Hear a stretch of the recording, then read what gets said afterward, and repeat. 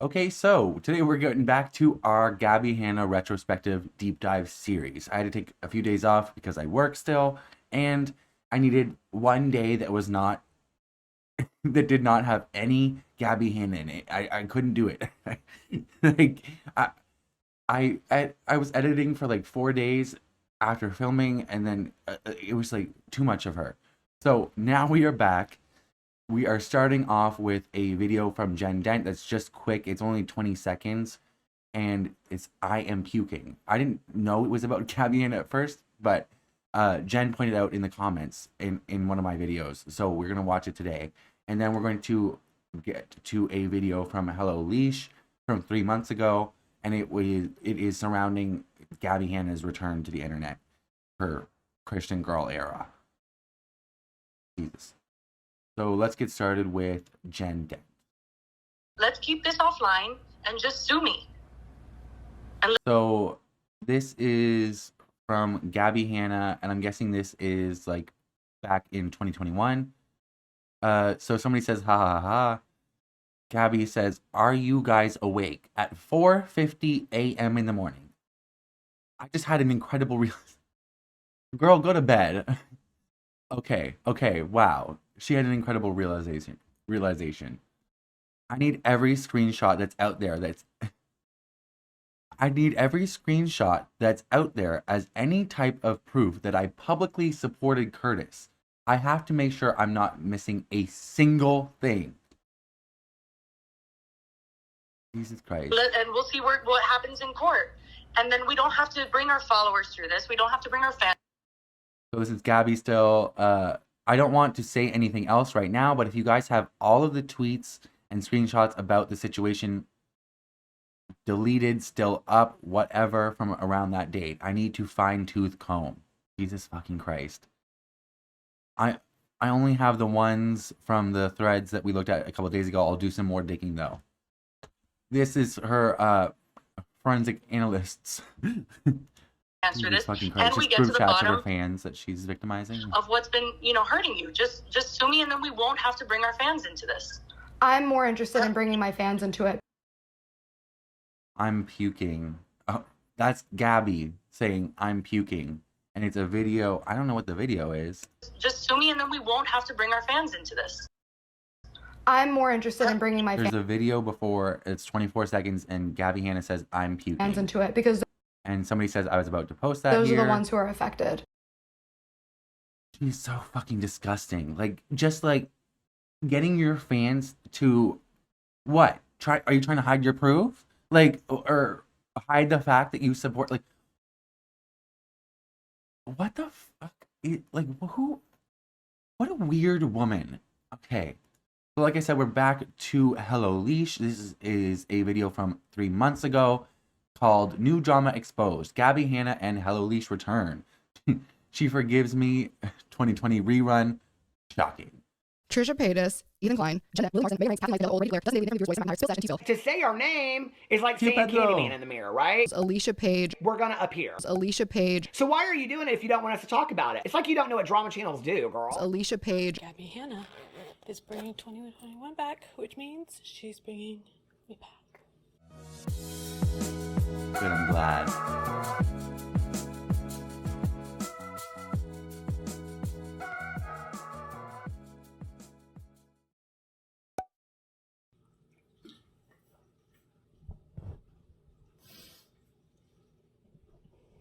Let's hope this table doesn't fall. Hi there.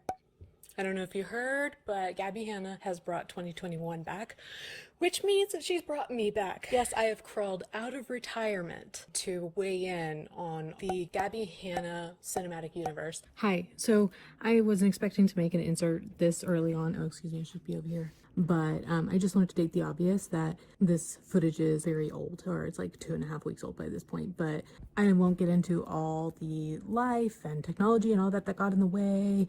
But the way I see it is I'm not reporting on anything. I'm just giving my commentary on Gabbie Hanna's return in general. And I just wanted to get my thoughts on it. Also, I don't need you to worry about me. I am 40 years old at this point. I don't think of Gabbie Hanna when I need to be. I watched one of her videos the other day where she said that. I thought she was like 32 2 at most, just like based on looks.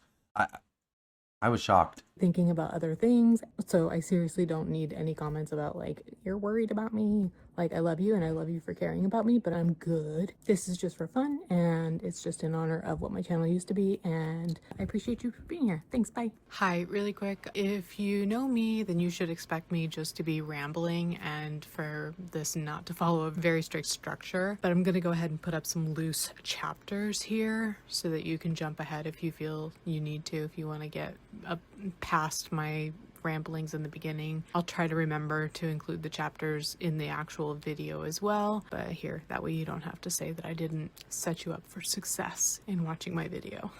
Thanks. I originally said that I was going to do little to no editing on this video, and like, guys, I already know, if you know me, you know that I am not a fast talker. I am an over-explainer. What you may or may not know is I have a lot of uhs and ums. I'm realizing in these first few minutes that I'm going to have to edit this video because I'm just stumbling over my words, but maybe I'll get better at this. I have notes. I don't know about you. Honestly, I've heard some people say this recently, and like, content creation has changed so much over the past couple years, past 5 or 6 years.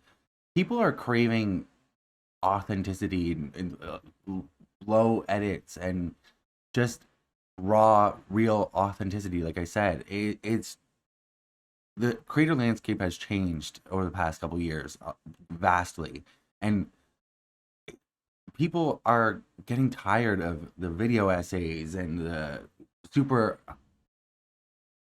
like high-tech editing or whatever you want to call it, or overproduced editing or blah blah blah. There is a very big niche for that, but there's also a very big niche for people who are just more real and talking to you like you're talking to a friend, because we are increasingly getting more and more lonely. There is a loneliness epidemic that is a thing, and a lot of people are craving people who are just real like this. So do your thing, girl. But like, notes are almost pointless for me because I can't write a bullet down and I just like end up writing complete thoughts, and then it ends up becoming a script, which is not what I want. I don't want a script. If you used to watch my videos before, thank you so much for welcoming me back into your home or wherever you are. If you're new here, thank you for checking me out. I don't know if I'll be back here for any prolonged period of time, but what I do want to do is come in here and basically prove to you by the end of this video, Gabbie Hanna is a sanctimonious hypocrite and a liar with a victim complex and a God complex, which I'm now calling a Jesus complex because it just seems fitting for her. And I also want to tell you about a TikTok interaction that Gabbie and I had about a week prior to that podcast pilot that she filmed with her husband. So I haven't really talked about that, obviously, because I've been offline mostly. So I wanted to talk about what happened there, which I think feeds into why she even mentioned me in the first place. So yeah, hang tight and I will prove those things as if you need them proved to you at all. And also, I am totally here to water gang. I made a joke when I watched that first podcast episode that Gabbie Hanna stole my water bottle, and as I was fumbling and rushing to get this all ready to go and film, I forgot to replace my water bottle. So great, she and I are twinning with our water gang water bottles. I'll just say that I got mine first. But yeah, first of all, hi. Again, hi. Like I said, in this title, most likely I'm saying that, or joking that I'm coming out of retirement. And like I said, I don't know how much longer, that was going to sound really dark. I don't know how long I'm going to be here on YouTube. I could go at any time. You know, coming back to the commentary community. But I really wanted to at least make this video and, you know, weigh in on the situation. If somehow that becomes easy and not time consuming at all, and I'm able to stay up on top of all the topics, then sure, I could see myself coming back full time like I was before. Girl, like I just said, like, I mean, she's watched my video, or she watched my video on the whole, like, the initial Jen Dent and Alyssa story thing that came out, everything. And, like, people enjoy the content, and I don't do much editing. Editing is time consuming, but I don't put a lot of effort into it, and because, like I said, people are craving more toned down content anyways. So, like, and a lot of people are watching streams these days, which are completely raw and unedited, and you just get what you get. So the creative landscape has changed. Before, but Like I said, most likely, not to be repetitive. I don't know how possible that's going to be. We'll see. Try being an influencer for a day. Try it. Because the people who say it's easy are so far out of their minds, try it for a day. It is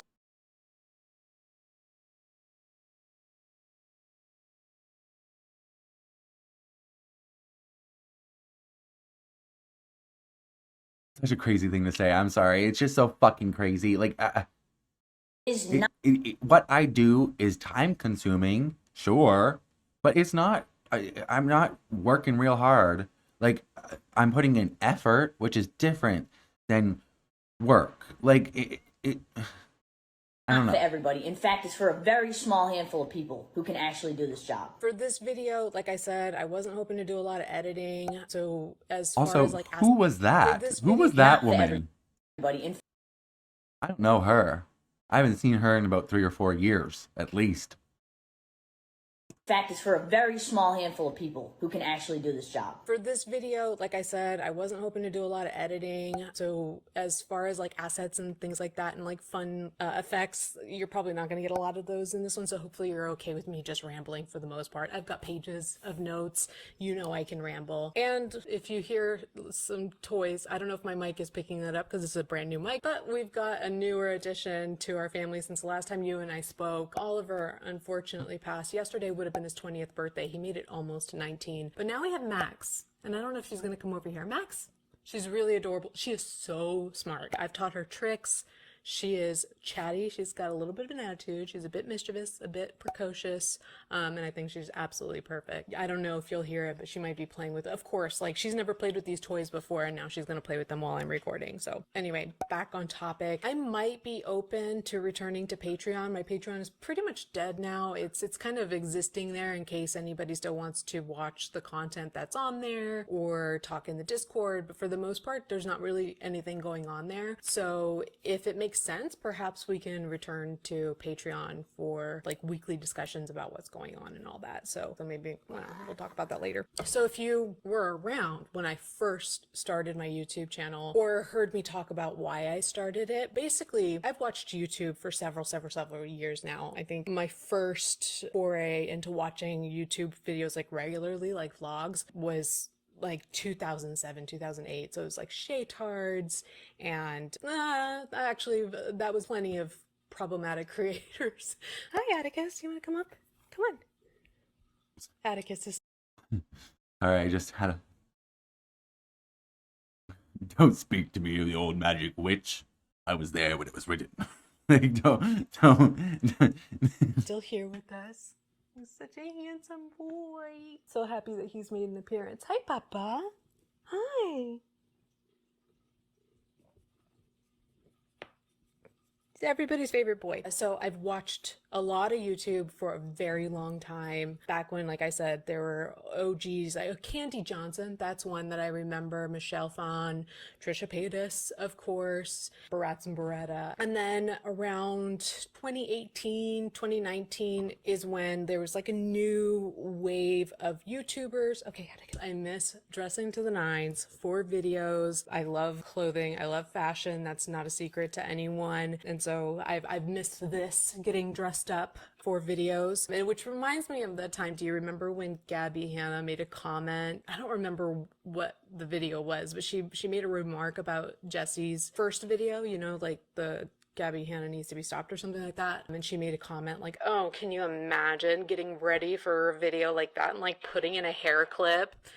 And I just remember thinking like, what a petty piece of work. So not only do I have a hair clip in, I've got a dress, I'm wearing boots, I put on a bra for this, and actually this dress is a lot shorter than I expected, so I might cover up a little bit more. Let's talk about what's happened since Gabbie Hanna released what I'm kind of referring to as the pilot episode of her anti-drama podcast. When I originally... Her Christian Girl Autumn podcast.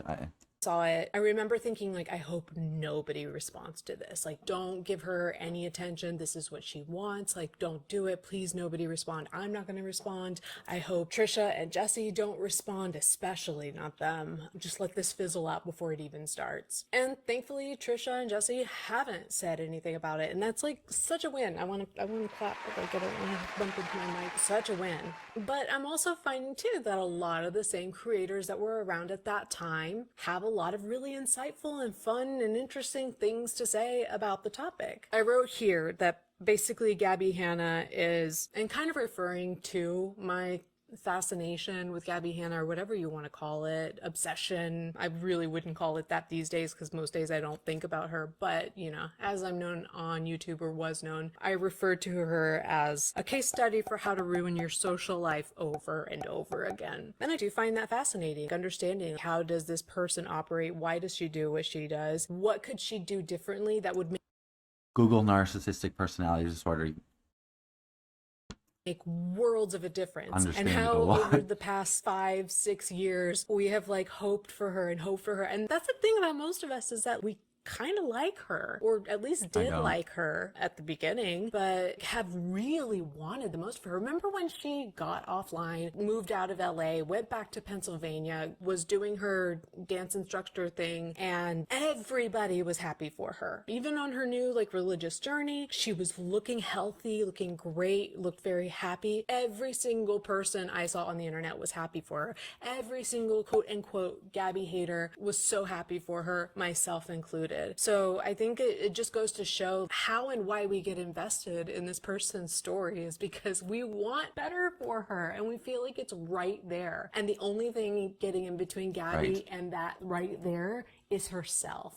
And it's like a fine line that she just cannot seem to cross. Full transparency, I have not seen all the coverage. I haven't even seen all of Gabbie's videos since she's done that podcast episode. I watched that one. I watched the second episode that I guess she said was going to be about Jessi, but to be quite honest with you, I cannot remember a single thing that was said in that episode except the very end, where she said something like, I'm going to go get some coffee and then I'm going to tell you more. No, I remember I didn't watch. I mean, I want to go. This was in March. What was I doing in March?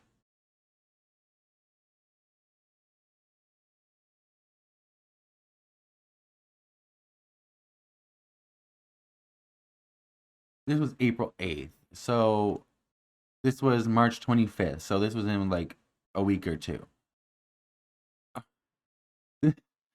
The ceasefire. And before that, what was, Jesus fucking Christ. This is what Gabbie Hanna's doing while the world was on fire. Oh my God. This is when Trump was threatening to nuke Iran. Oh my God. Yeah, I was a little busy.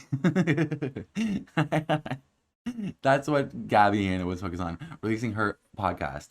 Anyways, I remember watching, I think like Peter's coverage of it, maybe Adams, I don't know, somebody's, Sajax, I'm not sure, I don't remember, it was like a couple months ago, and I was a little busy.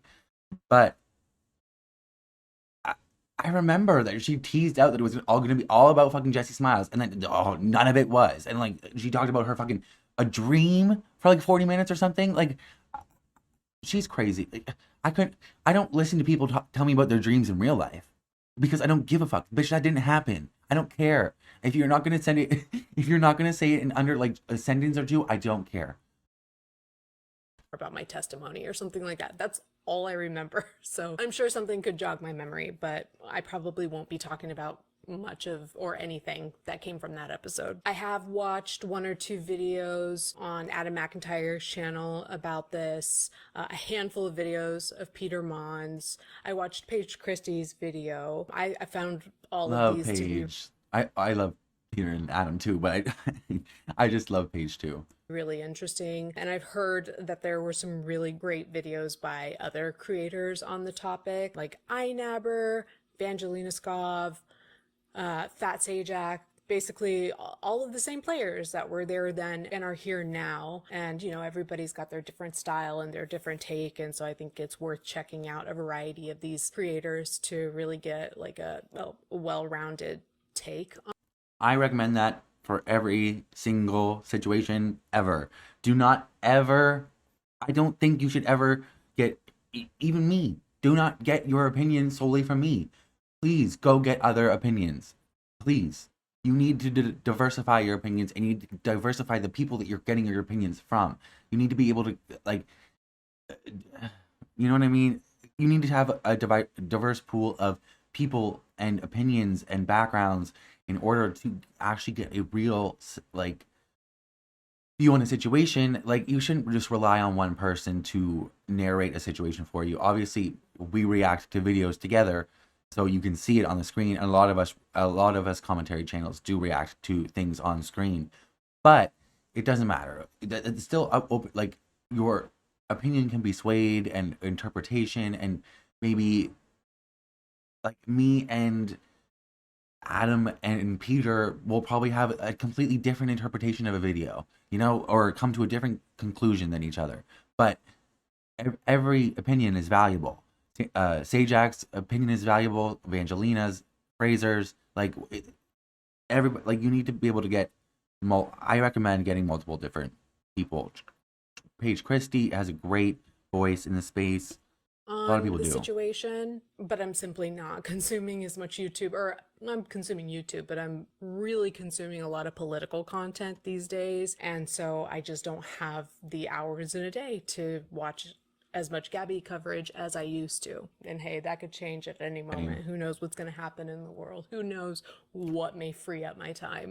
Thank God this fucking, just a side note, you might want to skip ahead 30 seconds if you want, but not to be passive aggressive.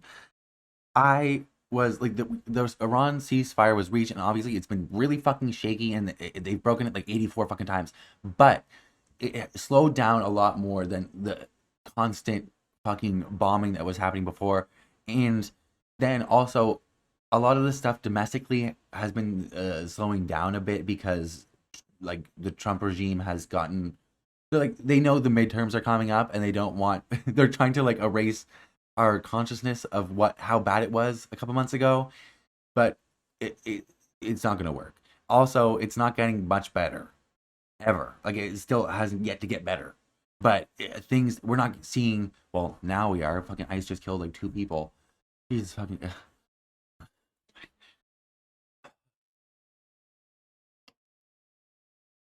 America's going to hell in a handbasket.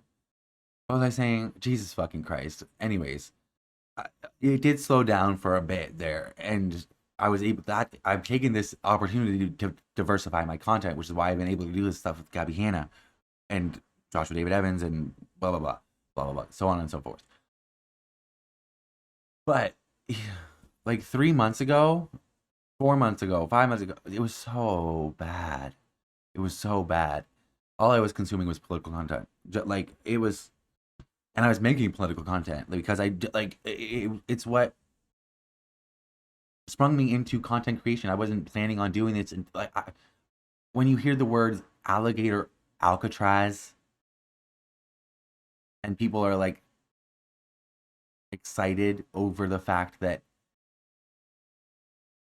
people escaping these concentration camps might be eaten by alligators.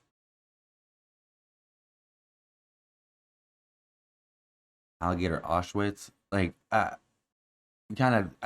Me personally, I had to stand up and scream from the rooftops, what the fuck? We're here to talk about my thoughts on what's been going on this new but really just old situations.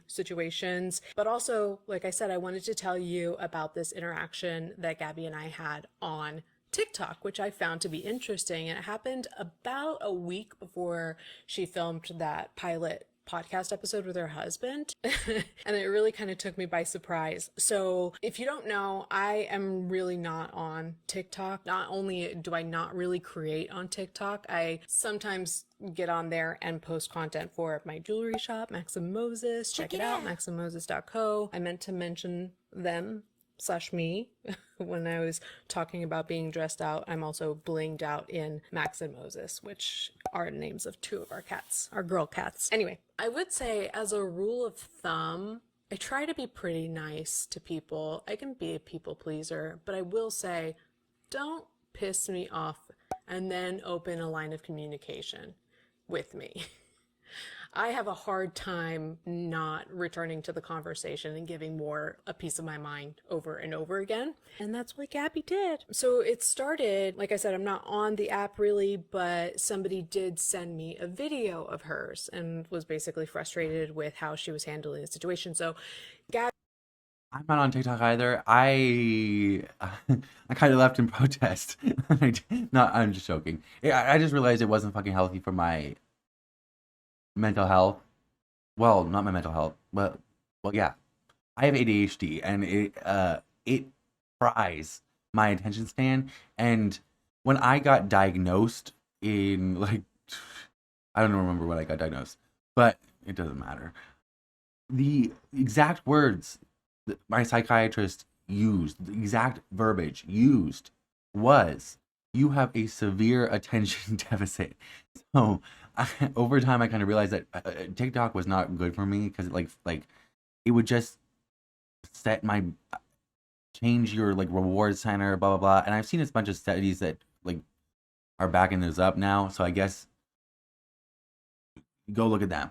But it just was not good for my attention span, and that's another reason that I'm part of the reason that I don't edit that much is because like I'm trying to wage a war. I'm waging my own personal war in my own mind, just against people's short ass attention spans. I've gotten a couple comments recently about a few things. I don't want to call anybody out specifically because their opinions are fair, but girl, you need to work on your attention span. Like, girl, figure it out. Because this is not TikTok, it's YouTube. I just mean, like, we as a society, our attention span has gotten so fucking bad. Even, like, especially our collective attention span and what we remember, our collective consciousness. We forgot that Donald Trump was a fascist somehow. And got him elected again. I just girl, we don't remember 4 years prior when it was really bad the first time. Oh, okay. Right. Gabbie was talking about ICE in this video. And like I said, I've been watching a lot of political content, and especially at that time was watching a lot of content about ICE. So I had a lot of thoughts about it. And in this video, again, I'm probably not going to pull assets. So kind of like, trust me, bro, / you can go find it yourself. It'll frustrate you. But basically the message of this video was like, everybody in my audience is asking me why I'm not talking about ICE. And it's like, what can I do? Basically. Oh, and the video was titled Ice Ice Baby. She was kind of just like, what can I do? There's nothing that I can do. So I really just like, I just cry and I pray, and that's it. That's all I can do. What can I do? And she also mentioned, she was like, there was this video I saw of this DoorDasher that ran into the customer's house because ICE was coming for her, and the couple that lived there didn't want to hand her over to ICE, but ICE was trying to come into their house, and they were terrified and they didn't know what to do. And if anybody knows what, I'm messing with my necklaces, I hope my mic isn't picking that up, I'm sorry. She was like, this couple was terrified, they didn't know what to do. And if you know what happened in that video, please let me know down below. Google Tell it, me bitch. if I got that wrong at all, but that's what I recall. It was, I don't know what to do. What can I do? All I do is Anything. cry and pray. Literally anything, you fucking fool. Like, I'm just, like, I don't know. I don't have a platform, and I've tried to speak out so much. You're Gabbie fucking Hanna. People are going to watch your fucking videos no matter what. There's going to be at least a couple thousand people watching your TikToks. Probably even more because of this TikTok. You could say anything, bitch. Like, say anything. What happened in this situation with the DoorDasher? So, like I said, since this is a special interest of mine, I guess, I left a comment. Actually, let me pull it up right now. So I commented, I said, what can you do in that situation? You open your door, but don't expressly invite the refugee in. You close your door to ICE and either not speak to them at all, or you ask for a judicial warrant, in parentheses, they won't have one. You learn the difference between an administrative warrant and a judicial warrant. In parentheses, the latter has a judge's signature, as ICE may try to trip you up. You say nothing to them otherwise. You educate yourself is what you can do, in parentheses, because if you give up on what can you do, you deprive yourself and others opportunities to do right when it's at your doorstep, and it's coming to your doorstep. You spread information far and wide. You speak on it for no other reason than to show your support. You encourage people to protest and call their state legislators. There's a lot you can do, but crying about it in silence, then throwing your hands up in defeat won't help. And if nothing else, perhaps start with deleting this video's caption, which not only seems to make light of a devastating situation, but also reflects the current MAGA rallying cry. With all the love in my heart, Gabby, it seems there's Oh my God, Ice Ice Baby is literally not only the MAGA rallying cry, but also that motherfucker. What the fuck is his name? Vanilla Ice? Jesus fucking Christ. You had one song in the 90s. What? Didn't you even get sued? Did you steal the fucking beat for that song? Am I thinking of a different one? More you can do. And in parentheses, and what happened in that DoorDasher situation? The couple turned the woman over to ICE. Also, this is exactly what... This is perfect advice. Like, I would not have said anything better. I could not have said anything better. I would have been a lot ruder probably about the last part because she's nicer than me. But perfect advice. It was exactly, everything was right. Bar for bar, what to do, perfect. And she's absolutely correct about the administrative warrants and the judicial warrants. That was a big fucking issue at that time. And they were trying to get away with, like, they were using administrative warrants, which are nothing. They're just like a piece of paper that they signed themselves. They don't mean anything. They were using those, trying to use those as judicial warrants to try and, like, pressure people into, like, letting them search their car or letting them search their home, blah, blah, blah, blah. It was a big fucking problem at that time. And great fucking advice from helloleesh, Alicia.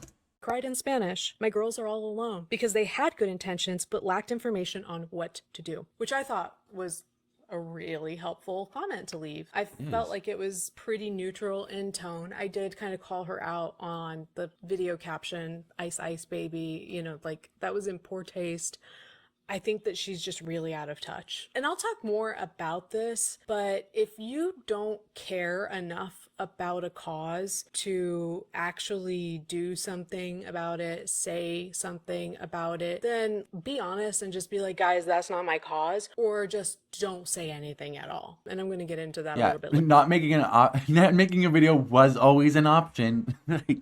Fucking hell. She kind of has a pattern of behavior with this sort of thing. But I left that comment, and then the friend who sent it to me said, oh, saw your comment, liked it, it was great. And I don't know if I returned to the video or if they returned to the video, but they were like, it's not there anymore. Or I said, it's not there anymore. And I was like, oh my God, did she delete my comment? I answered all of her questions. That's really like super important information to have. She wasn't looking for answers.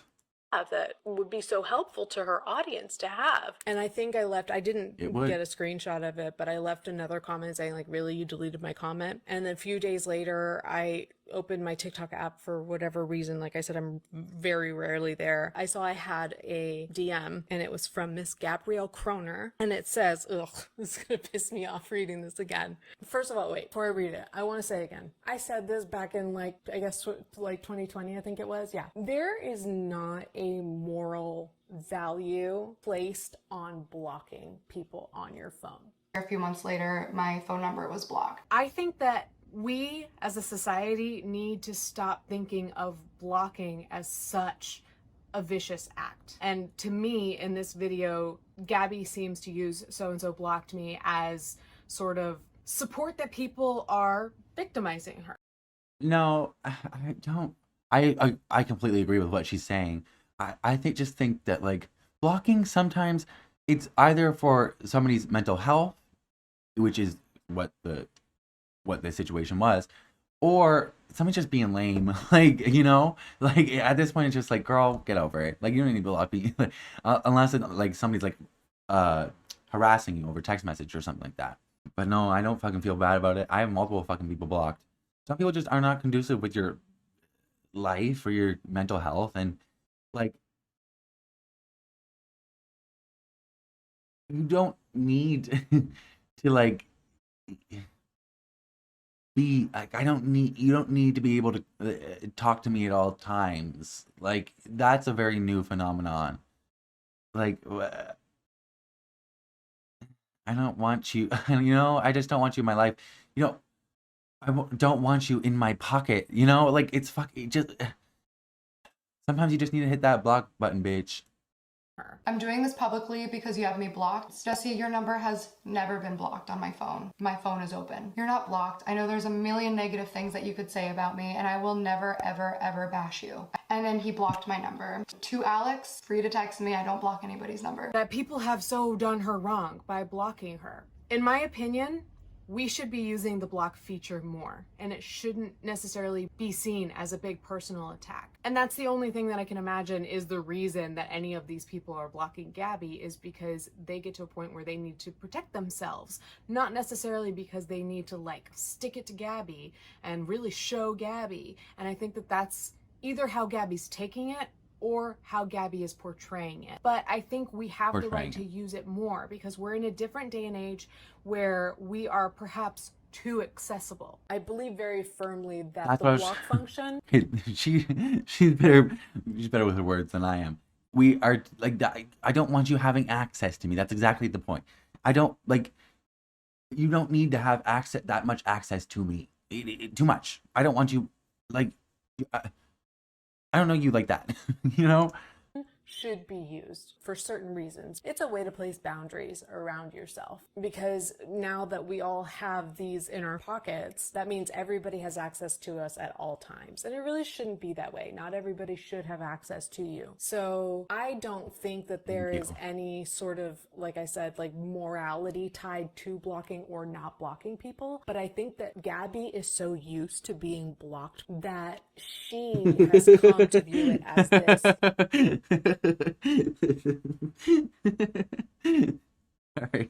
Sorry. I couldn't hear over.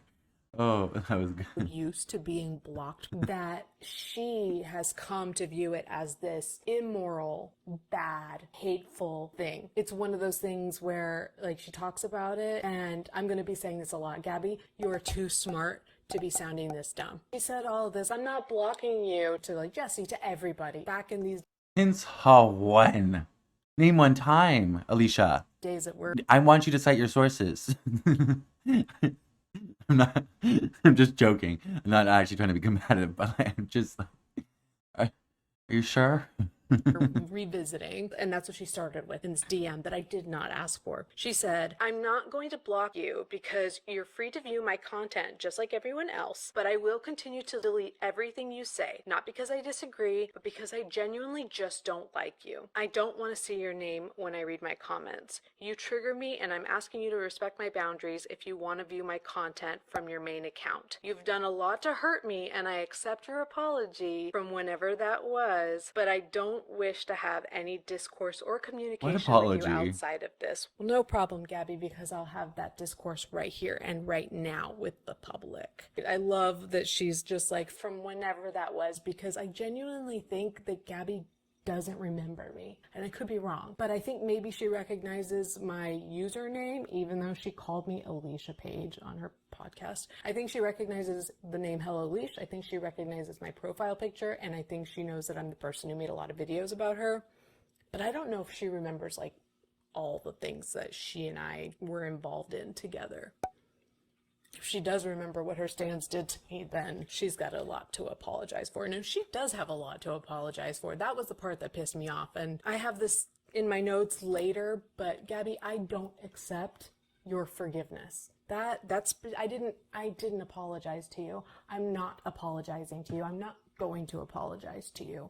So you telling me that you forgive me for whenever that was, I don't accept it. That's between you and yourself. That's between you and God. That's between you and your husband, whatever.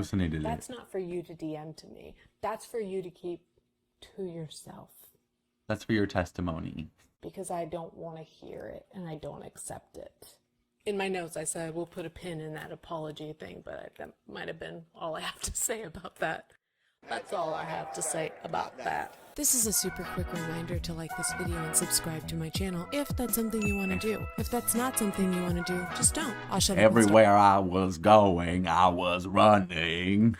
I'm talking now. So I was saying, okay, so if you don't know jack shit about ICE and what to do if somebody is at your doorstep and seeks refuge in your home, what do you do if ICE targets you? What can we do to make the situation better on an individual level and also as individuals with platforms, as she has? That, if that's not her thing, then fine. You know, it can't be everybody's thing. Every cause can't be everybody's cause. And as a content creator, oftentimes you are pressured to care about every single cause that every single member in your audience cares about.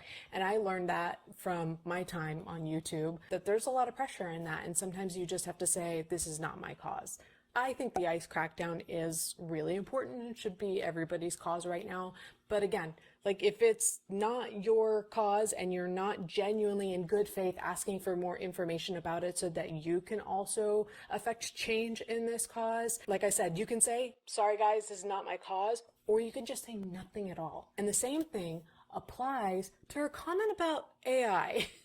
To using ChatGPT, because you all remember how Gabbie broke out the ChatGPT to talk about how she's using it as her therapist, and it's on her side, of course, because it's programmed. Did she actually say that verbatim? I heard people saying she used it as a therapist. I thought they were being facetious. She said that? Oh, she's fucking deranged. Oh, she's a fucking loon. But she says something like, okay, so I'm using ChatGPT, and I know that a lot of you say that it's bad for the environment or like wastes a lot of water. Don't waste water. But I'm not smart enough to know anything about that. Cop out. You know what's been stuck in my head since I was 5 years old? About the fucking, what's that fucking movie called? I don't know what it's called. It has Zoe Deschanel in it. I'll insert it on the screen right here. And so long and thanks for all the fish. So sad it had to come to this. That fucking song from this movie that I'm inserting on the screen right here. It's been stuck in my head for 20 years. Because that's all you needed to know. It's bad for the environment and wastes a lot of water. Now, is it not your cause? Because a lot of people use AI. I would say a lot of decent people use AI. So you could say, look, some of y'all might not like this, but it's what I have. It's what I'm doing, whatever. Or say nothing at all. The fact that you say exactly what the problem is and then say, like, I'm just not smart enough to know about that, so I'm just going to continue.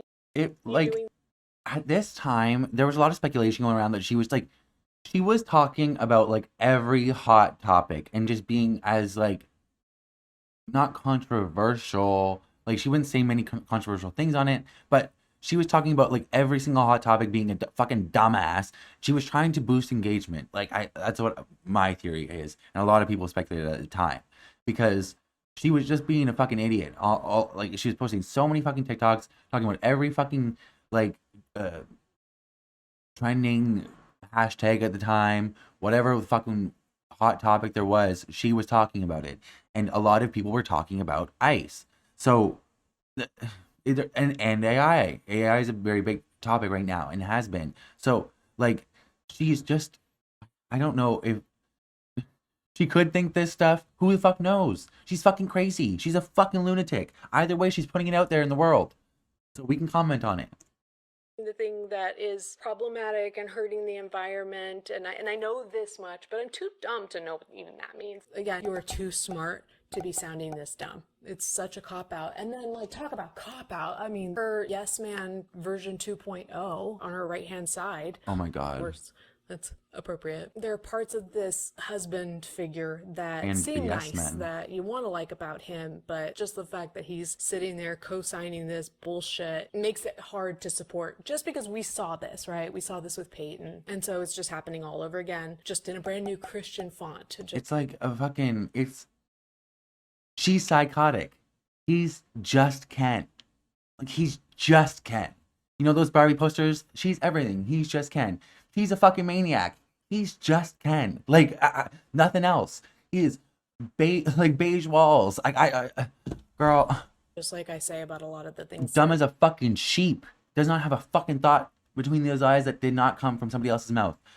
Happen in Gabby's life now. But the way that he backs her up by saying, well, you know, I think those data centers are going to be there no matter what, whether people use it or not. What? This is the same Gabbie Hanna, Gabrielle Kroner, and Robbie Kroner mentioned in some TikTok. I don't know how I saw it. It must have been through a commentary video. But Gabbie said in a TikTok, make me famous again, please. And also she said he's going to be president one day. She swears he's going to be.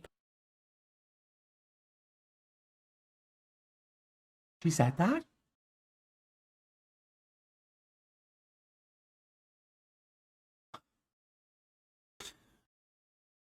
I mean, worse people have been the president currently right now at this time.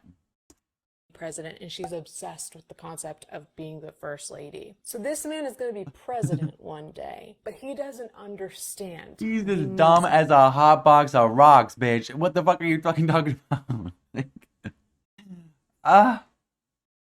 Girl.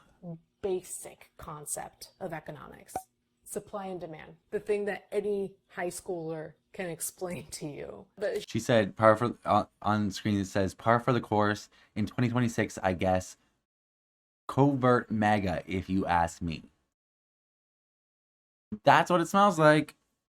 supply and demand. The thing that any high schooler can explain to you. But sure, yeah, those data centers would be there no matter what, whether everybody's using AI or not. And I'm not here to make a stance on use of AI. I'm just saying, again, if it's not your cause, don't talk about it. Don't pretend that you don't have the capacity to think about these things. Like, it's just... Says on screen, meaning don't bring it up in the I'd care if I weren't too stupid to understand. Ooh, ooh. Wait. You're too smart to sound that dumb. And like I said, you know, I'm not here to talk about the ethics of using AI in terms of its impact on the environment or anything like that. But there are a few things to keep in mind if you're using ChatGPT for therapy, and especially when you're using it to make arguments against. Especially when you're a psycho.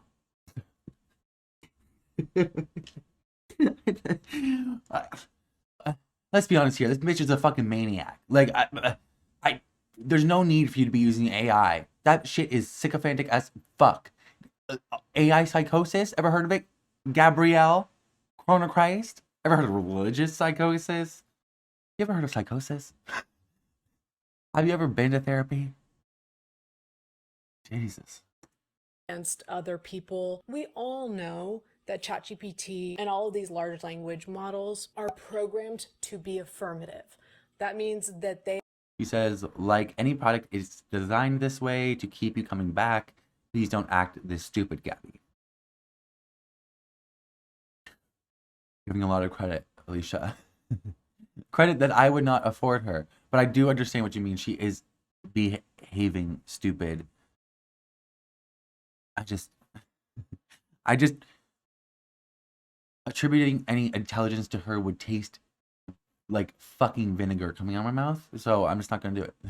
They are programmed to have a bias towards you on top of the bias that it already has because it's only getting your side of the story, right? So it's being extra affirmative. I think Peter Mon made the same point. But when you're using it to make arguments in an argument... It's the 2025, 2026 version of using Wikipedia, dude. Like, you're going to have to get better sources and resources if you really want to make a point. I could easily... If you want to use Wikipedia for school, I was very lazy. I was a very lazy student, but I was still relatively smart, so I could gain things a lot of the time. Wikipedia is basically just a site of sources, so you can just go directly to the sources that they have listed at the bottom a lot of the time and get it directly from those places, and then a lot of those places are verifiable compared to Wikipedia. right now, go on ChatGPT and tell it what you did to me back in 2020, and it would list psychological abuse amongst a lot me Okay, back in she's having 2020. a. Okay, whoa. Alicia, I Go on can't read that ChatGPT fast. and tell it what you did. Okay, so Gabbie Hanna. So it starts with Alicia. Yeah, I was bothered by the fact that you responded to every text so fast and didn't acknowledge this one. And then Gabbie Hanna responds, okay, let's have this war. How did we get to what? Okay. And then Alicia responds, but I wanted to give it time. And then Gabbie responds in all caps, because I just opened up about my, I'm assuming she put in her sexual assault, but it's censored because you can't put things on. It's so weird. You can say words, but you can't put them on screen. It's weird. Before making any decision, this is back to Alicia. So she said before, but I wanted to give it time before making any decisions about you. And then Gabbie Hanna responded, I literally answered no one but 2 people who are my friends. And Alicia responds, even that text I sent first thing today, I wasn't sure.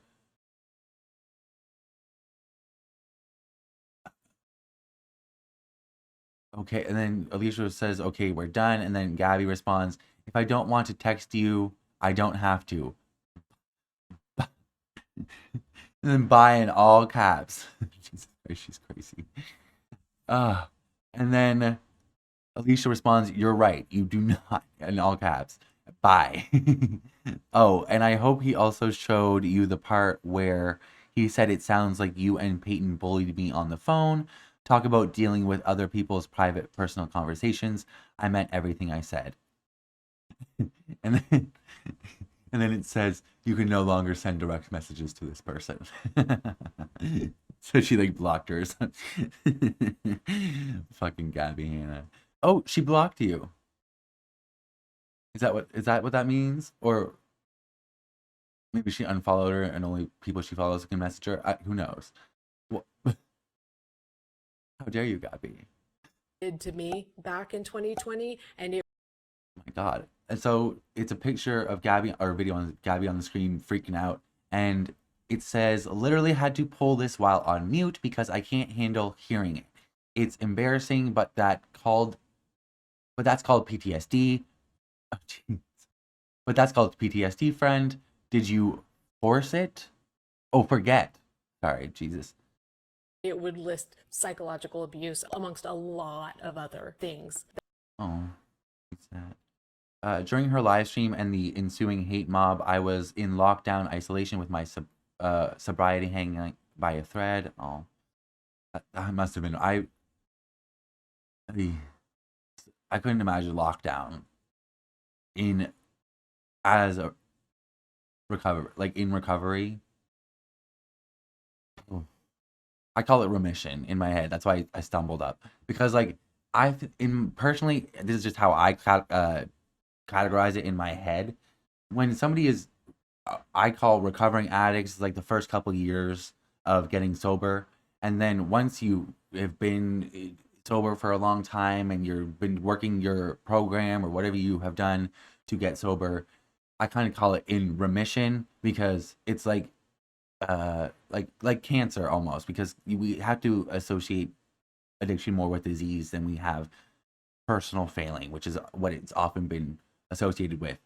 And so I kind of view it like cancer. Like if you get cancer, you will always have cancer, but it can go into remission. If you are an addict, you will always be an addict, but it can go into remission.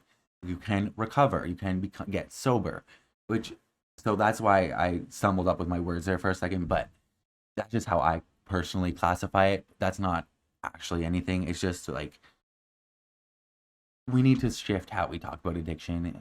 And I can't imagine what it would have been like in lockdown for somebody who's sober, and like, yeah, rough. I experienced lockdown, but I worked in person the whole time. So I worked like 48 hours a week all throughout 2020. So I can't really, I don't have that whole experience that everybody else has. I do have the experience of not being able to do anything and working, which was hell. That would make me a victim. Oh, sorry. I got distracted. Ensuing hate mob. I was in lockdown, isolation with my sobriety hanging by a thread, and I can name at least 3 other people that went through the same thing. Yeah, I can name 3 other people too. Jessi, Jen, and Cassie.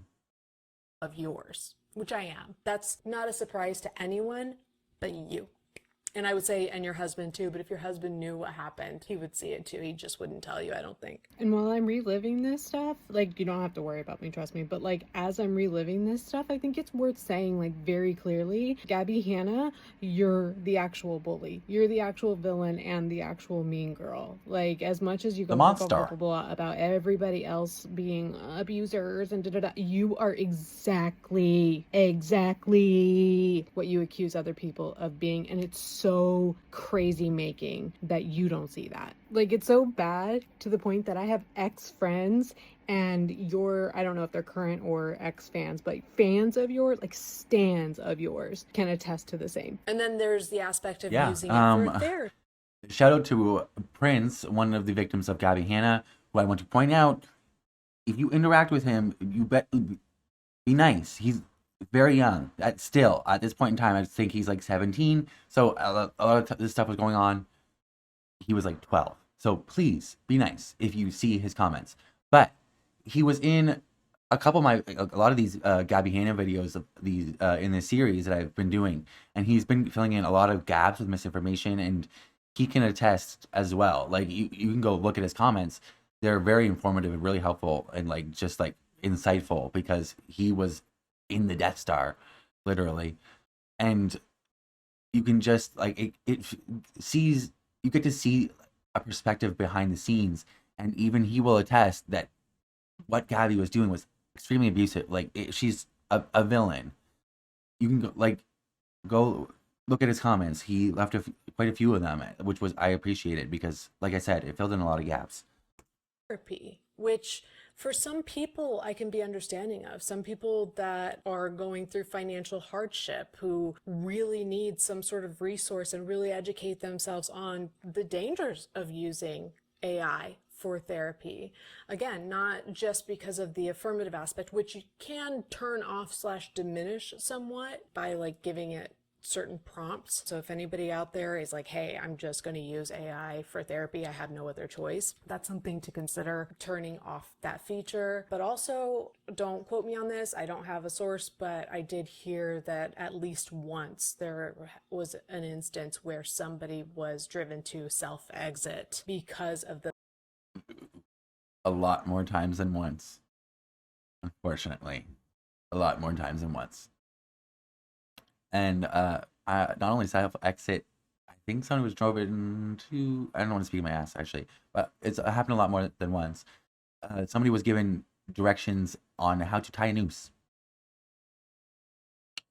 The therapy that they were getting on ChatGPT. But even then, that's still not my biggest gripe about her using this as therapy. It's that she has access to mental health resources. Gabbie, you are Straight not, up. as far as what you've told us, you're not hard up for cash. You've got your own home. You've got a support system around. She sold that big ass fucking house in, like, where was that? Los Angeles? Like, fucking, who knows? Like, in the Valley, Sherman Oaks, maybe, I don't know, fucking Studio City. Who the fuck knows where it was? I don't really care. But that that house was paid off.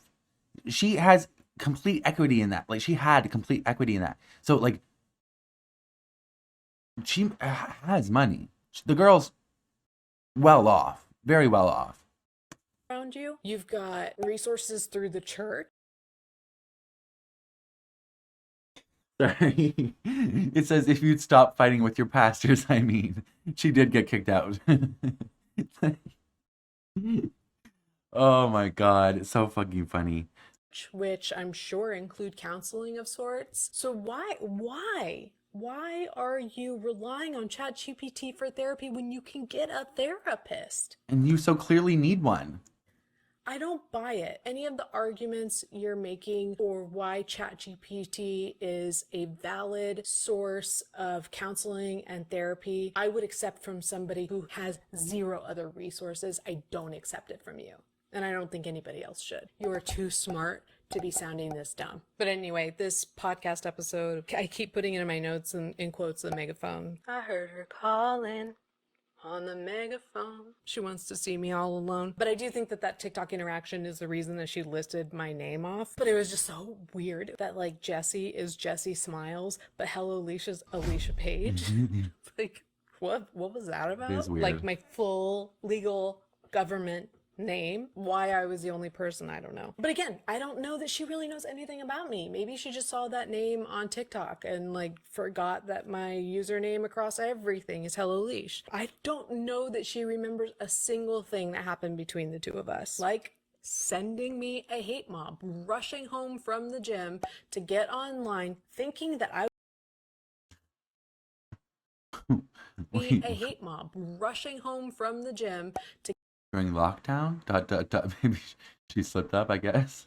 get online thinking that I was going to post some sort of expose, trying to get ahead of that by getting online and reading all of our texts over a live stream with Irene in tow, giving context that was just not During lockdown? true. Stuff that made me look so bad because it was not true. But I honestly think maybe she kind of believes it. For those of you who weren't there, and I should just go ahead and just explain. We had some interactions on Twitter. It was getting kind of heated. We traded phone numbers. We got on the phone. Peter Mon has said to everybody, don't ever take her phone calls, and I second that. Started off with her crying and talking about Jessi and all of them and what they've done to her. We kind of tried to work out some of the disagreements that we were having, and there were a couple of specific things that were said that she later twisted in a really weird way. I was saying something about how your fans are always in my comments, like quoting your song lyric about those of us who make videos about you or whatever. Like they're always saying like, oh,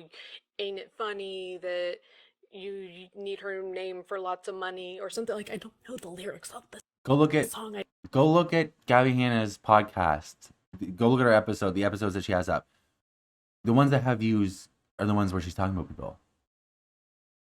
So, the only time she's ever relevant is when she's bringing up her past dramas and trying to re-victimize people.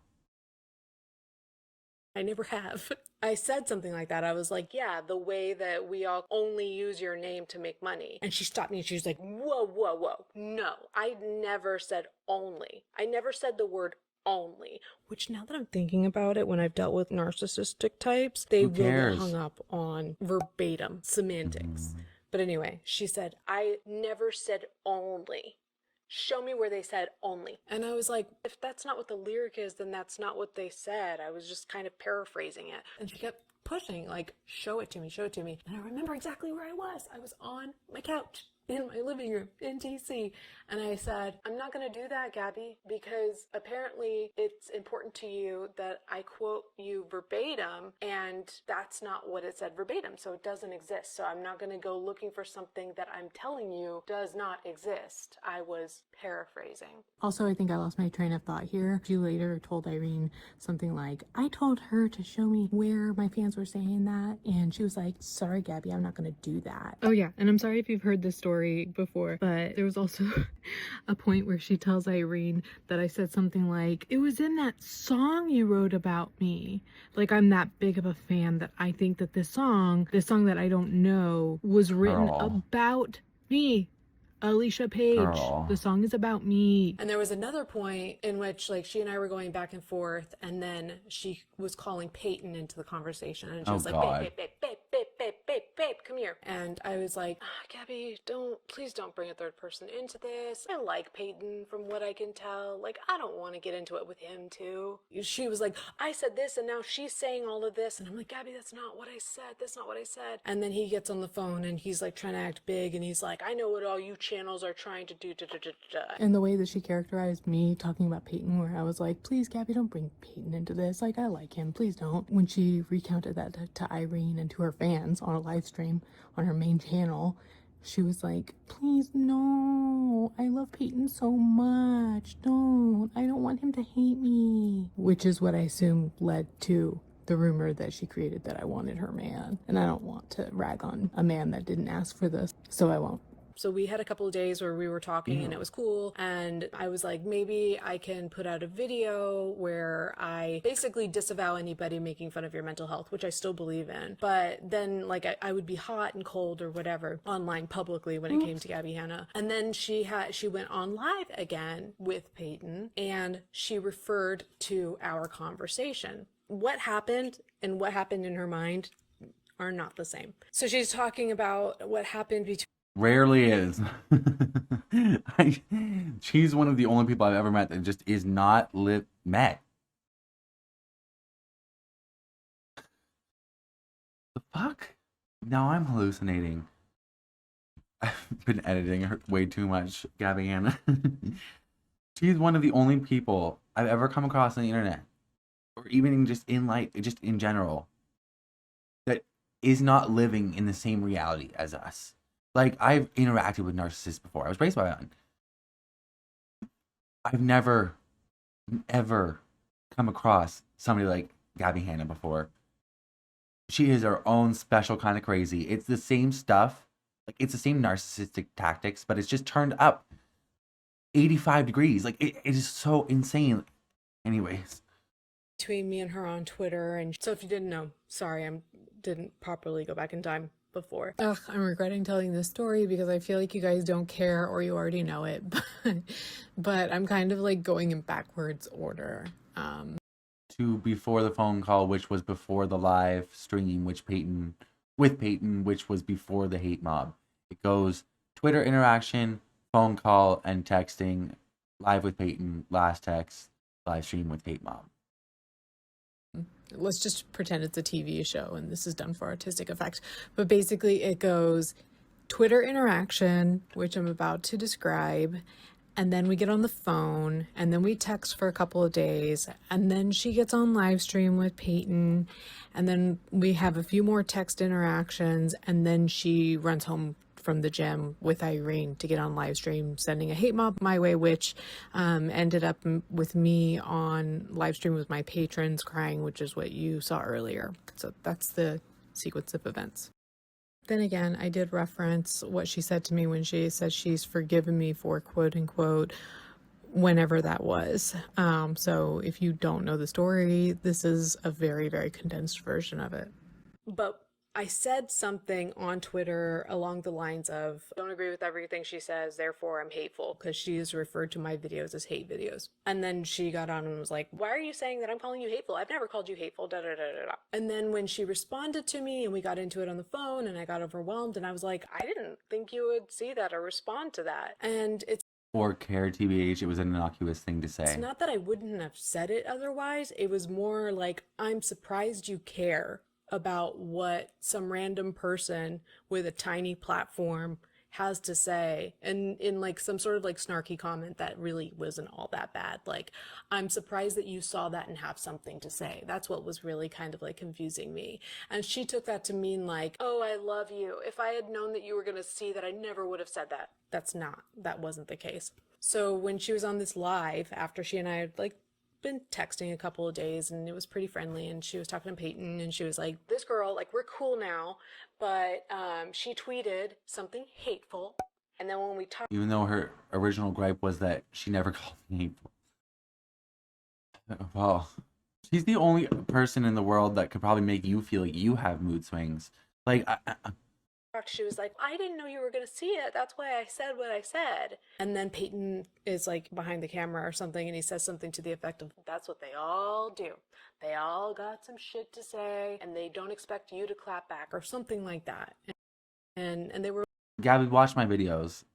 Babe, sweetie, honey, baby, sweetie, toots. Watch my videos. I got a nice little series for ya. Nice little video series for ya. Gabrielle, Kroner Christ. Watch them all. we're like acting tough or whatever, and it's like, you said we were cool and now you're talking about me like this.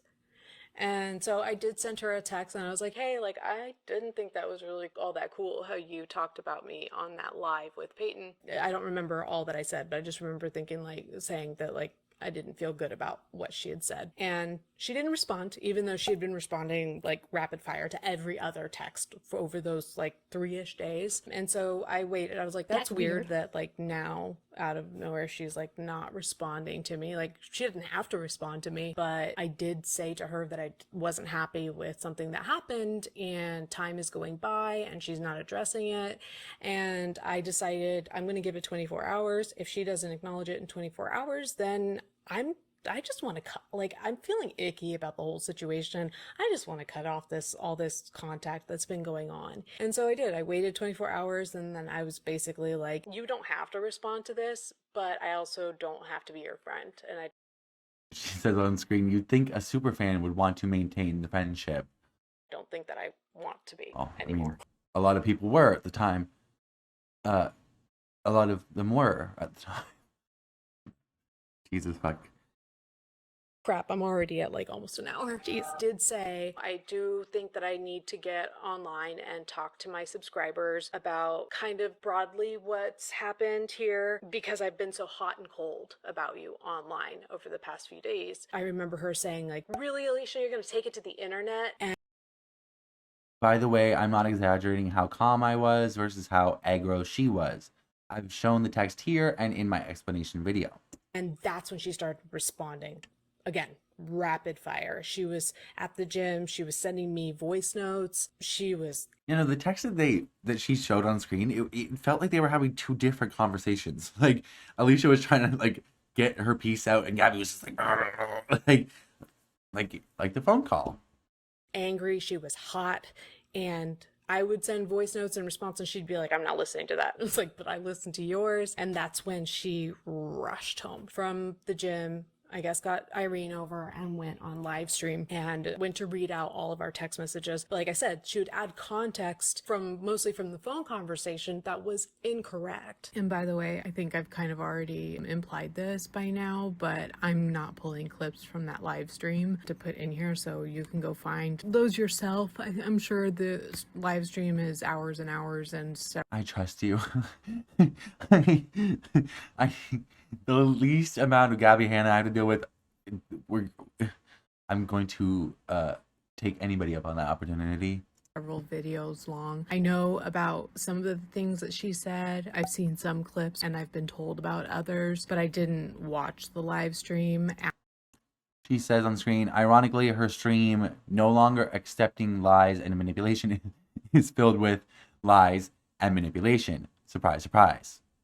And even to this day, I can't bring myself to actually watch it. In pulling a clip earlier, I had to put it on mute, and that's just something that I need to do to protect my sanity. So if you hoped for clips on this video, I am so sorry. They're not coming. And I don't necessarily want you just to trust me, but like I said, the videos are there if you are curious. But for sure, if you do watch those videos and she says like crazy things about my behavior or whatever, feel free to reach out to me and ask me, did this happen, or like what really happened here? Because if it sounds crazy, it probably didn't happen. She's on screen. I'll even respond publicly where she can see. I don't give a fuck. I remember what happened and what definitely did not happen. If it's something like helloleesh said that Gabbie Hanna wrote a song about her, that's probably not true. She would say things like, we were talking about my song, and she was like, she, meaning me, I'm quoting Gabby, and she was like, yeah, Gabby, they quote that song that you wrote about me. He says on screen, am I still here? Is this real life? This woman, like, it's who, like, who is more self-important? This woman thinks that she's so important to me that I think that I'm so important to her that she wrote a song about me.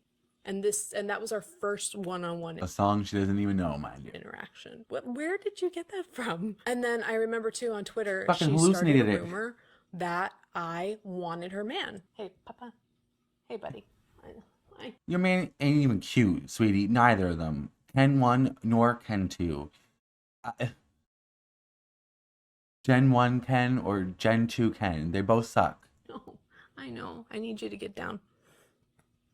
So from that bit where I said, like, I like Peyton, don't want to get into it with him, she took that to, she said on that live stream, like, oh, I love him so much. No, please, I love Peyton. And then on Twitter started some rumor that I wanted him. And mind She says, girl, have you seen my man? I have not seen her man. you, I had a partner of like 2 years at that point, somebody I'm still with today. I think Gabbie, she's got all kinds of jealousy issues, and I'll get into that too. I kind of like trolled on Twitter about that rumor, and I remember Peyton DMing me and being like, Alicia, can you just like let it go? Like, obviously the rumor is not true. It's a stupid rumor. A rumor that your girlfriend started. Like, what the fuck? So why did I get into all that?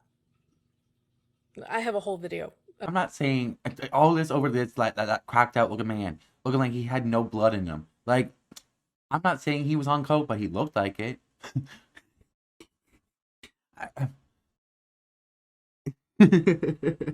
That's what a cokehead looks like. Just a thought. That is one of the archetypes. About that. And Gabbie definitely was Rudolph the red-nosed psycho back then, so That outlines everything that happened. Oh, but yeah, so as she was on that live stream when she ran home from the gym, and this was during lockdown. I don't know what kind of gym she was in, but this was during lockdown. This was during the pandemic. This was when I was all alone in my apartment and brand new to all of this. And of course, because she is very much like Ethan Klein and his foot soldiers. amen. Gabbie Amen. Thank you. Thank you. Thank you. Thank you. Thank you for saying it. I'm glad you did. Thank you. I'm so glad somebody else is calling out fucking Ethan Klein. So many people are so scared to go there, or are not even familiar with the situation, so they don't even want to get into it because it's so much and it's blah blah blah, and it's annoying because it's like we all could be affected by the stuff that he's doing. It is crazy, and he is so abusive and so fucking annoying. Jesus Christ, I don't like him, and it's kind of disappointing. I'm a very big fan of the Do We Know Them podcast. I love their content, love Jessi and Lily, both. It's kind of disappointing to see that they haven't spoken out about it, especially after they like not platformed, but they did not promote it, kind of, but they spoke about Jessi was an avid H3 watcher, and I highly doubt. I'm not saying that she supports his behavior. I'm just saying that sometimes I do find it disappointing that some people don't speak out, especially when they have been a victim of that abusive lawsuit, litigation abuse, and but I do understand how it would be triggering because, like, this behavior from Ethan Klein is very reminiscent of Gabbie Hanna, and I can understand why Jessi would not want to even go there. But they did talk about the H3 a lot, and it would be nice to see a lot more people. And it's not just them. I'm just a fan of them. There's a lot of people that won't go there because of political viewpoints or whatever, like it's too much, or they don't want to deal with Ethan Klein's fans, which I've dealt with. On this channel, on average, the most except for Ethan Klein videos, the most amount of dislikes I've ever gotten on a video is 6. So on average, I usually get between like sometimes it's like 1, but it's usually like between 2 to 5 dislikes on each video, which I'm fine with. Like that's par for the course. My Ethan Klein videos, I'll insert the amount of dislikes that they have on the screen right now. It's insane. They like it just doesn't a lot of times it just doesn't add up. Like it has to be their fans, and they get mad at me even when I call them out. They're so annoying. They're the fucking worst. So I understand why people don't want to call them out, but Jesus fuck. I wish more people would. And her fans have a very similar relationship, if you didn't know, where, in my opinion, she treats them like pawns to do her bidding, to do the harassment, to do the bullying for her, and really to take on. And also, like, that term pawn is, yeah, they are doing her dirty work, but pawns in chess are completely fucking expendable. That's what they're there for. To be used up and abused, and like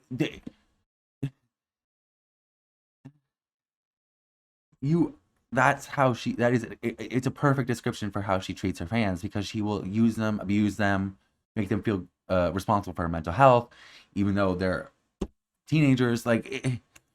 That legal liability that some of them are too stupid to realize they're taking on. And she knows. And I think that she's very good about plausible deniability by hinting that she wants something to happen without saying it. I think that that's really shitty, because these are people who love you. And while I don't like them, you're not treating them as people that you love. When you're pushing them into situations where they could get themselves in legal trouble, and they most likely can't afford to fight anything like that if it came to that. Gabby stands, I'm going to spell this out for you. She does not treat you like somebody who loves you. And if she doesn't treat the people that she claims to love, well, what the hell does that mean for the rest of us?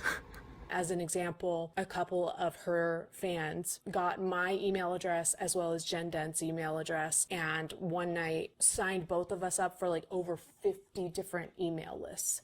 And thankfully, we got all these emails to confirm that we wanted to sign up for them, and then it also had an IP address attached to each of those. Albuquerque. So we knew who initiated those, the usual Alyssa. players. But the point is, like, these types of actions Alyssa people Perrine. can take legal action against, and Gabby's hands are clean, and she knows that. She knows that. And so I believe very strongly that she sent, in one way or another, her fans to harass me at that time. And I can honestly say I didn't know what to do. My boyfriend at the time, my mom, nobody knew how to support me. I was alone. They knew nothing about this landscape. All I could do was, oh, I lost a fingernail. Yeah, it can be isolating. All I could do was get on Patreon live with the people that were close to me in my community, and, like, I guess just cry it out and get support from them. And they were fantastic. And thankfully, like, I made it through that situation. I wasn't sure that I was going to get through that day sober. And the shitty thing too is that I am the only person responsible for my sobriety, but people can put you through these situations that really test your sobriety. It can be any mental health disorder can be exacerbated. Why can't I pronounce that word all of a sudden? Exacerbated by somebody. Like, somebody's behavior and actions can, like, it's not a cause, but it can be like a correlation thing. Like, it could be correlated to something that's happening. It's not caused by it. And obviously she's responsible, like she said, and I'm responsible for my mental health, whether it's bad or good. So, like, but yes, there are other times, like, people can exacerbate your issues. Sobriety, and again, hands are clean. It really sucks. It really sucks that somebody can put you through that much harassment and bullying, and you're the only person who can really do anything about it in terms of handling it. Got through it, and then I think the next day I made a video about talking about my side. But yeah, I dealt with the fallout of that for a very long time. And at the time I was like, I'm going to be very firm in saying that I'm not a victim of Gabbie Hanna's. I was trying not to seem weak or entitled to pity or whatever. I don't know what it was. There was a big thing at the time of, like, seeming like a victim, and I didn't want to seem like a victim. But there are times when you are a victim of somebody. Gabbie's very open about how she's a victim of everybody's. And it's just so funny how there are these instances where she is so unequivocally the perpetuator of harm on people who then become her victims. But anyway, I kind of got off the rails there. I just think that this podcast episode was very calculated and meant to serve purposes that were not what she purported them to be, which was, you know, telling her testimony. I don't think that it was about Trisha. She talked about Trisha, of course, but Gabbie, in my opinion, has shown us in the past that she will use Trisha Paytas' name the way that Gabbie accuses other people of using Gabbie's name. Mm-hmm. I think that's why she had Trisha on her Pothead podcast that nobody watched, because Trisha brings in the views. Again, Ethan Klein also guilty. What? True. Wherever she goes, Trisha brings in views. Oh. So it's just funny that Trisha is to Gabbie what Gabbie thinks everyone is to her. And Jessi at this point too. Like Okay. And I call this a calculated move for various reasons. Before this, like I said, back when she moved to Pennsylvania and was like doing her Christianity thing, making music, like just living her happy life or whatever, nobody was talking about her. People were happy for her. That was it. Then nobody wanted to talk about her. We were glad. And people were rooting for you. They were all rooting for you. I wasn't, but people were rooting for you. Never in my life I yelled at a girl like this. When my mother yells at me like this, it's because she loves me. Her start things up by talking about Tara's world and talking about Brooke Monk. Oh my God, we finna be in the pit. Yeah, that was bad. That was bad. What she said about Tara's world was bad. I didn't like it. I really did not like it. I didn't see what she said about this young woman. I don't know who that is. And saying some really condescending shit. Like, it's obvious that you've got some demons and demonic entities around you or something like that. And I heard she said some stuff about JoJo Siwa and Rebecca Black. Not Joelle. Joanne. Where you been at, girl?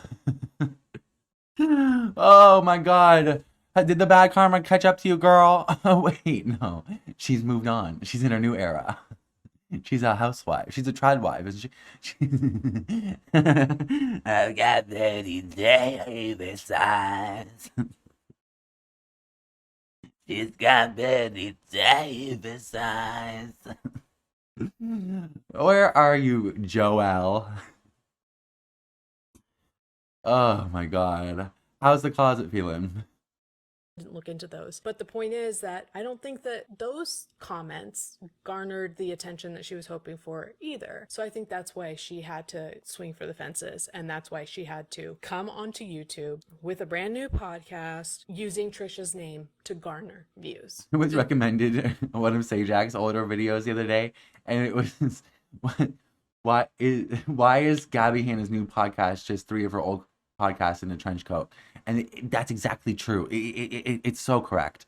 I think it worked to some extent. And what else is there to talk about but old drama? Because there's nothing new. If you're going to use Trisha's name, you're going to have to talk about what happened with Trisha back in 2019. We've already been here. 7 years ago. And you ago. can explain it however many times you want. And I heard somebody say, I think Gabbie thinks that if she just explains it in a different way or explains it another time, people are going to understand. No, we've heard your story, girl. We've heard it. We just don't see it the way you do. And what's so If I'm just able to manipulate the public this time, then it will be good. No.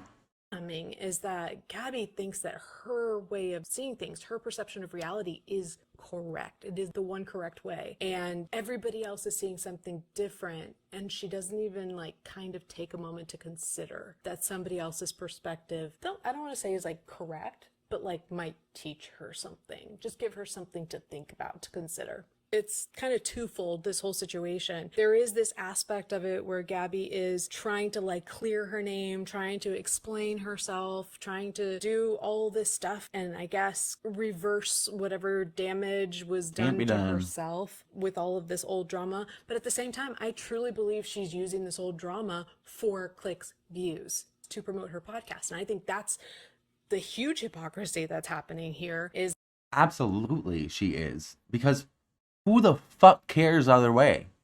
You're gonna listen to her fucking podcast or talk for a fucking hour about her dream and her testimony about how she found God and angel numbers and bullshit? Girl, who gives a fuck? Gabbie Hanna is painfully boring if she's not in drama. If she's not stirring up a fucking shitstorm, if she's not faking a fucking manic episode on TikTok, if she's not harassing people relentlessly, if she's not being a just a thunder cunt, then she is so fucking painfully boring. She can't literally, like, she could. Girl, we don't even get into it. Is that she is calling on drama channels, and Peter Mon made a really good point, is that who do you call upon if you want them to make a video about you? You call upon drama channels. And he made a good point too by saying, why did she point out certain drama channels but not others? Put a fucking drama channel bat signal in the fucking sky, bitch. Like, why does she make a video talking about Adam McIntyre? Well, because Adam McIntyre is getting 100K views per video. She doesn't call on Peter Mon. Peter Mon doesn't pull those numbers. And I was like, that's really smart. That makes a lot of sense. Call on drama channels because drama channels will be quick to respond. And that's why, quite honestly, that's one of the reasons I think Trisha and Jessi didn't respond to. and also, if she talks about Trisha and Jessi, she knows that the majority of commentary channels are going to be in those situations, whether or not they like Jessi or Trisha, in those situations, they are vehemently going to be on their side. So if she says like anything about them, we're probably going to talk about it because it's such a bad, like, she's just such a fucking bitch. You can say that Jessi runs a drama podcast, but she really doesn't. Like, they talk about like one-time things that happen on TikTok. They're not really It's a lot talking of much about like, yeah, they talk about a lot of like TikTok drama on their podcast. Sometimes I don't even watch certain topics. Like, they do 2 topics per podcast, so you can kind of like, you don't need to watch every single topic. And they do a lot of like TikTok stuff, and it's more.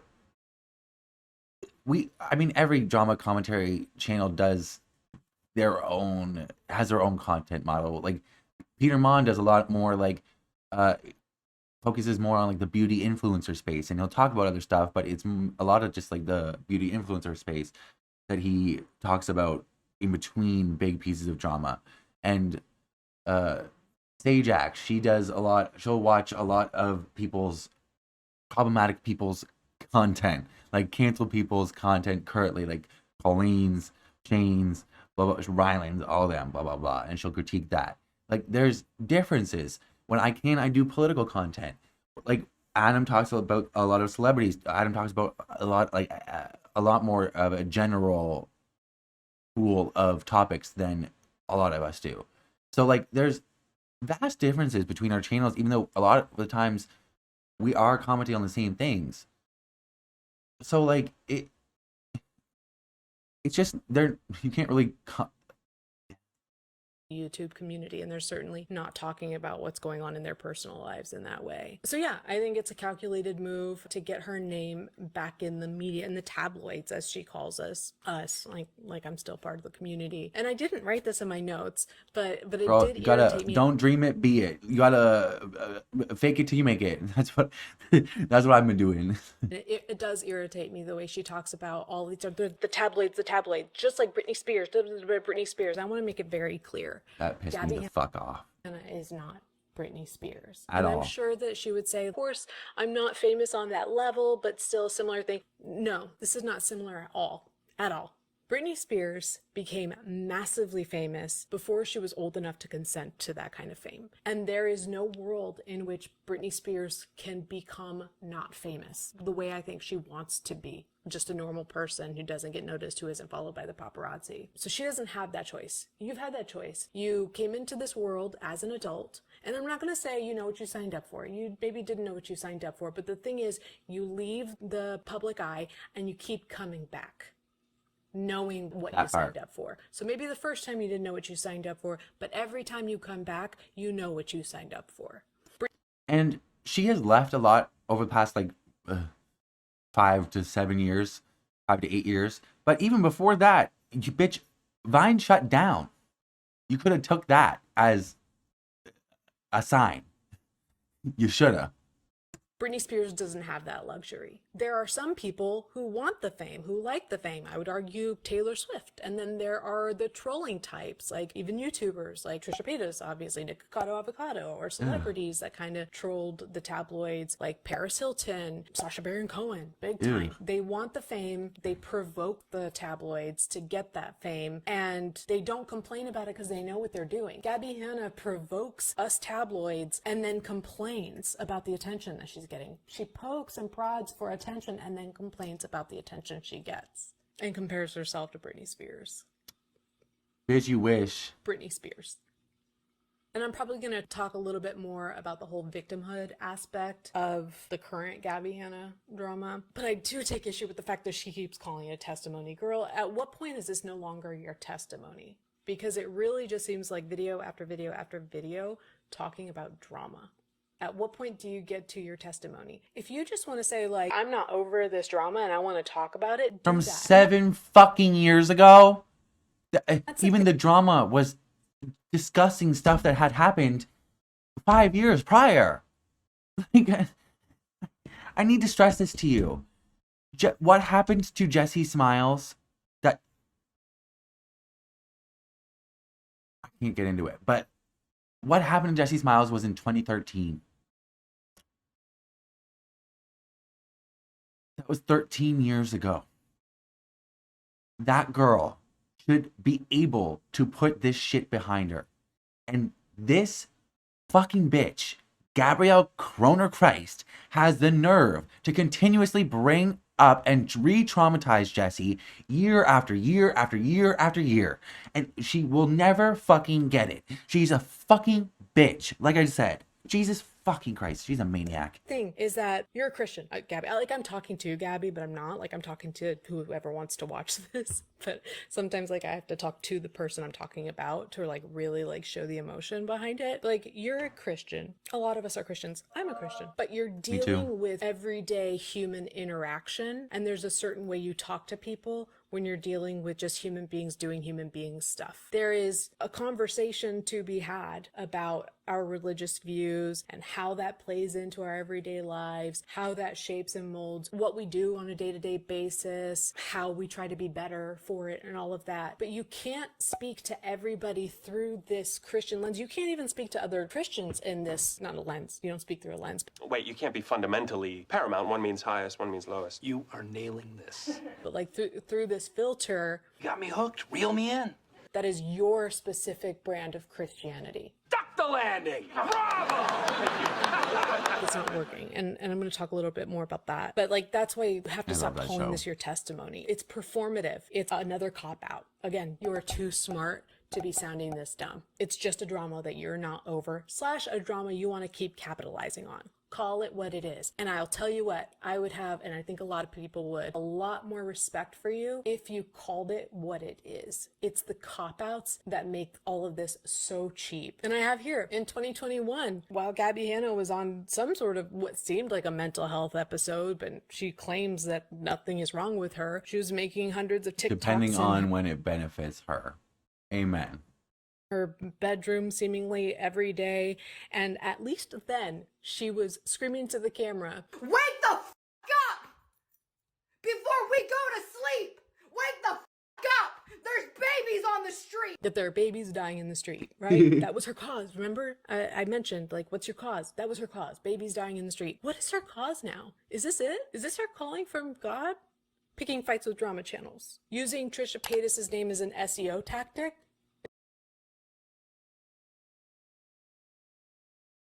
Did she actually put these tags on her video?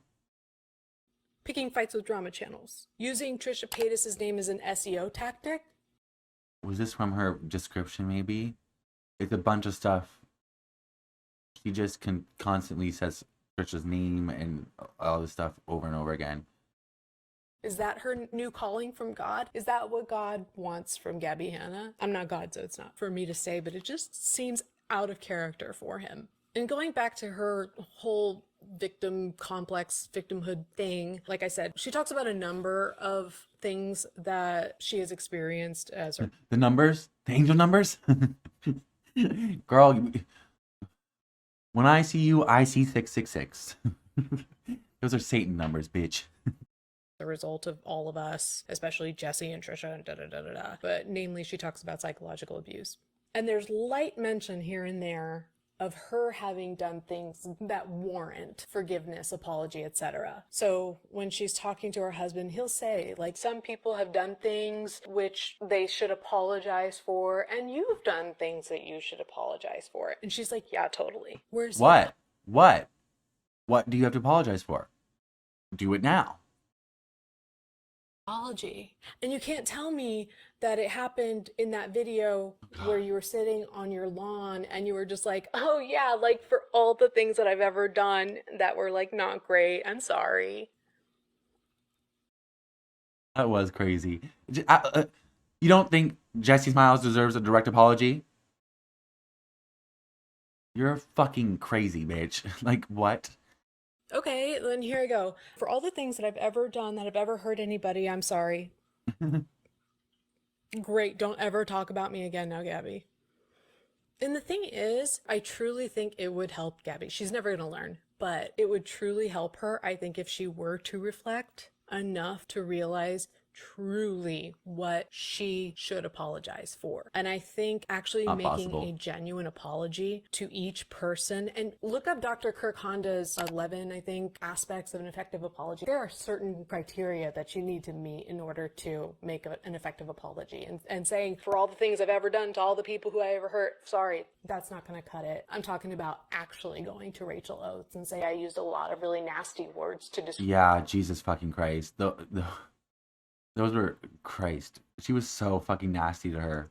You. I made fun of your views on YouTube and I insulted your intelligence, and that's not okay. And not make excuses for it. And I truly think if she were able to do that, she would be able to actually start having these healing conversations that might be exactly what she's looking for in all of these interactions online that she's having now. But I just don't see that happening. And like I said, I think that she's cripplingly insecure. I think she is insecure in the face of people who are successful. I think that she is cripplingly insecure around attractive women. I think that she is cripplingly insecure around people who are intelligent, which is funny because I'm not the only person to say that, Gabby, you're too smart to be sounding this dumb. You're actually very smart. And there might be a homophobia aspect too to her behavior, which I'm not sure about just yet, because it might just be that women and gay men are who pretty much dominate the drama commentary community. So No, I sincerely believe that she is deeply, she has this deep-rooted misogyny that also extends to gay men and to queer men and queer women, to queer people. Like, it's a lot of homophobia is really just watered down misogyny or repackaged misogyny. I'm not saying that gay men experience misogyny. I'm saying that these things are linked. And a lot of the, as a queer male, a lot of the discrimination I have faced has been because I am effeminate or I'm not man enough or blah, blah, blah. That is misogyny. Because that, to say that I am less than for being effeminate is to, like, imply that being effeminate is less than being, if being feminine is bad, then, like, what are you saying? That's just misogyny. And then it also goes both ways with queer women, because a lot of it's like, oh, women aren't supposed to do that. She's sick in the head. Sure, she's antisocial or blah, blah, blah. Like, she's confused. She just needs to get a good dickering down. Like, these disgusting fucking things. Like, there's a lot of misogyny in it. And a lot of, like, or women shouldn't act that way. Women shouldn't be in those jobs, blah, blah, blah. There's so many things to go into it. But a lot of it is just repackaged misogyny. And Gabbie Hanna is a deeply rooted misogynist. It is so, like, deep integral to her core. And though, even, like, to start in my belief, she made that Bungle X account. She tweeted that tweet about Jen Dent. That's what I sincerely believe. That's not proven fact, but it is what I believe. It was either her or Peyton, and they got Gracie to spread it. Anyways, accusing a queer person of pedophilia, assaulting a child, sexually assaulting a child, molesting a child, is the oldest, most used up dog whistle in the book. I think I commented that towards back to Jen Dent on one of her comments on my videos, because like it's just like that is like you're taking it back to like the olden days, bitch. Like my God, and the climate around queer people and the like, that we're grooming and all this, like the gay agenda and blah blah blah. It's gotten so much worse over the past like 10 years. It is a different fucking world than it was 10 years ago, and Jesus fucking Christ, like, oh my God, this woman is she's a fucking homophobe, misogynistic bitch to her core. God, she's the worst. And I do find it ironic that the only straight man that I can remember off the top of my head her really coming for was Rice Gum. A straight man who happens to be from a marginalized community, whose community has faced a lot of feminization, a lot of discrimination against Asian men has been demasculinization. Like, there are so many layers to this. Like, she's just fucked. So that's who she hates, or is it that she hates women and gay men? I don't know. But again, Peter did make a really good point that there are certain people that she doesn't go after. She mentioned Ethan Klein. Exactly.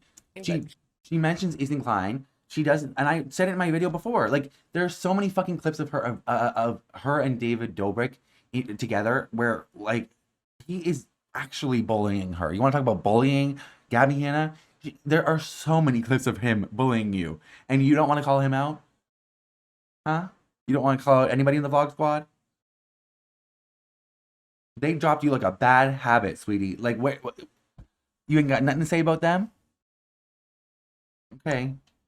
She didn't really say anything else about him. She says that drama and gossip and all this is wrong, but was buddying it up with Keemstar, of all people, and the commentary bros, straight guys, right? She says she could expose David Dobrik, but she doesn't. And Peter Mon said she is a pick-me in the highest. I'm paraphrasing, but I realized, yeah, actually, that's a really good point. So it's like this weird concept where she's super insecure, but also obsessed with being better than other people. It seems ironic, but you usually see those traits in the same people. She keeps talking about apologies. It's like there are people that you very clearly owe apologies to. Where is Rachel Oates' apology for all the things that you said about her? And still even somewhat recently when you did that Oxford talk. Then it just kind of became trendy to use my name, and then like one girl went viral. This is gonna sound so bitchy, but whatever. Like, you have to be careful who you take your opinion from. Like, you can say like you don't like my book, or you can like critique my literary style or whatever it is, but like,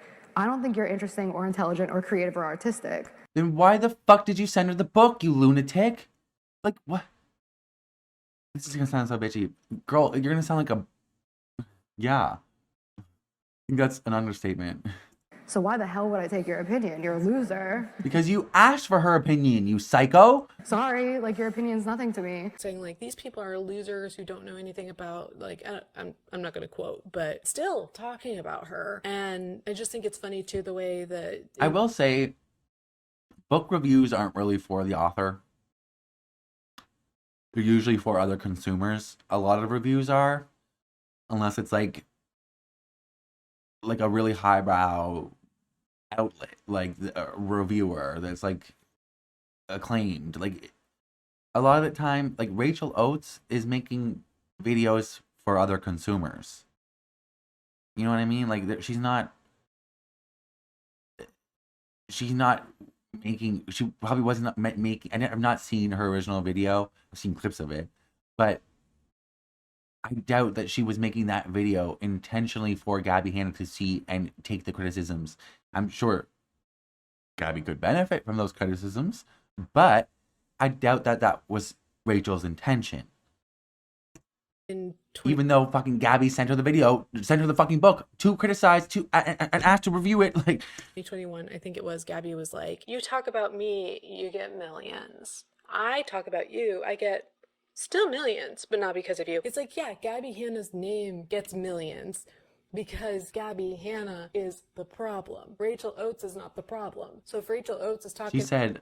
What she said was, when you talk about me, your views are crazy. When you do a Get Ready With Me, you get 4,000 views. Bitch. About herself or someone other than Gabbie Hanna, she might not get the millions. Gabbie Hanna is going to get the millions while she's being problematic. Hello? Either way, that was just a shitty way to treat her. And I don't think any of us... calling her a narcissistic abuser. ...have heard about a real apology made directly to her. And we all remember, those of us who watched that podcast pilot for the anti-drama podcast, that Gabbie said that gossip is sinful behavior. It's loser behavior, quite honestly. I love how the drama channels have come out.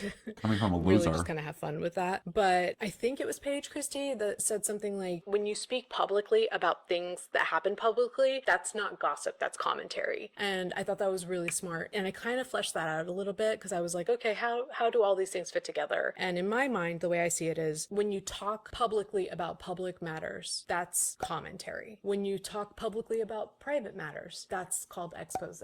When you talk privately about private matters, that's when it's gossip.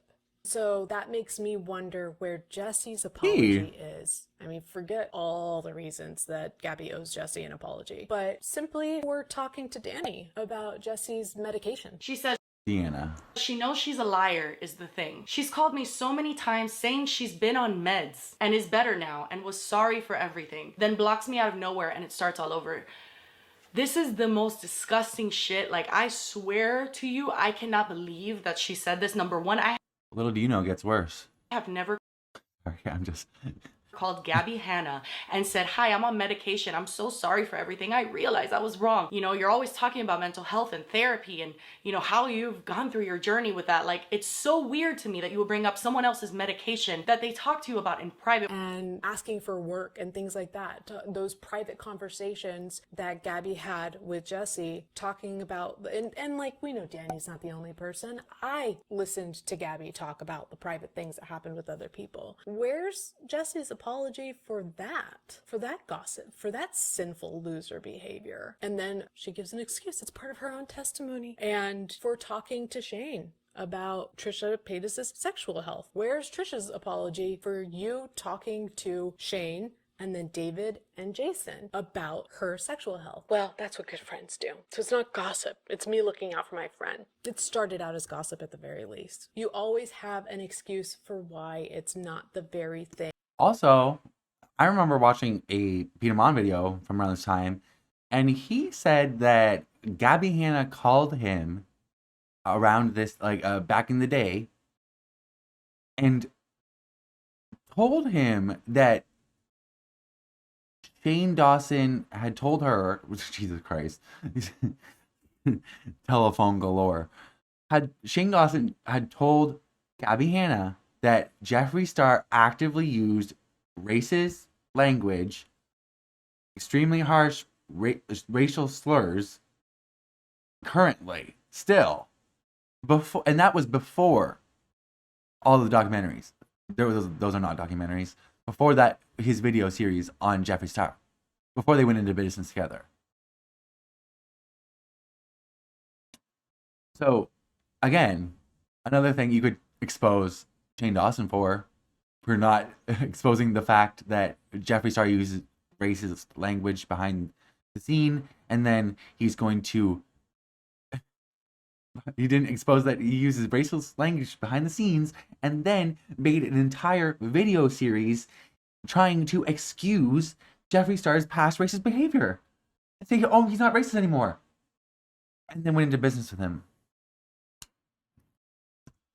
That you're judging other people for, when it is exactly that. Now, about the whole evangelism aspect of this, and what I think is straight up Sorry, I forgot the point of that.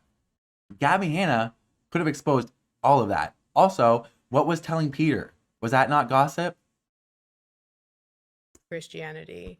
That's a sensitive topic, but what's new? All of this has been sensitive. We're hearing a lot of things like, think about Jesus. Think about Jesus. What would Jesus do? Adam, think about what would Jesus do? I don't think he would do what you're doing, but I'm interested in some of these. Adam's from Derry. He's heard enough. I'm sure he's heard enough about Jesus, girl. Things that we're hearing about, like how Gabbie has been denied opportunities to work within these churches. And I think some creators have been too quick to condemn the churches for denying Gabbie opportunities. I need to know more, because I would love to give Gabbie the benefit of the doubt and say, oh yeah, that's messed up if that's the case and whatever. I don't blame the churches. We don't want you here, bitch. You are psycho. Go get therapy. How about that? But we've seen how Gabbie embellishes stories and oftentimes believes her own twisted narratives. And I heard somewhere, somebody please correct me if I'm wrong, that Gabbie got into some sort of screaming match with some sort of pastor saying that she knows more about all this Christianity stuff than he does. Gabbie, you've been a Christian for all of 2 seconds. Sit down. I've been a Christian all my life. I took a very serious interest in this stuff when I remember like around 9 to 11. And some people would say that I'm not Christian. I'm this weird brand of it, of progressive Christianity, I guess you could say. So Gabbie and Same here. I was raised very dichotomously. My mother's side of the family is extremely liberal, progressive Catholics. And then my dad's side of the family is evangelicals, haters, bigots. So conservative, born-again Christians. And so of course the dominant family was my mother's family, and without them I would not be the person I am today. I owe a lot of the good parts of my life to that side of my family, and we are extremely progressive. I'm one of 3 out gay people in my family. We have all been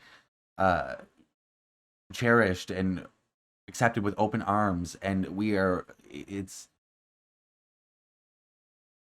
it's not, I don't know, it's not all too common.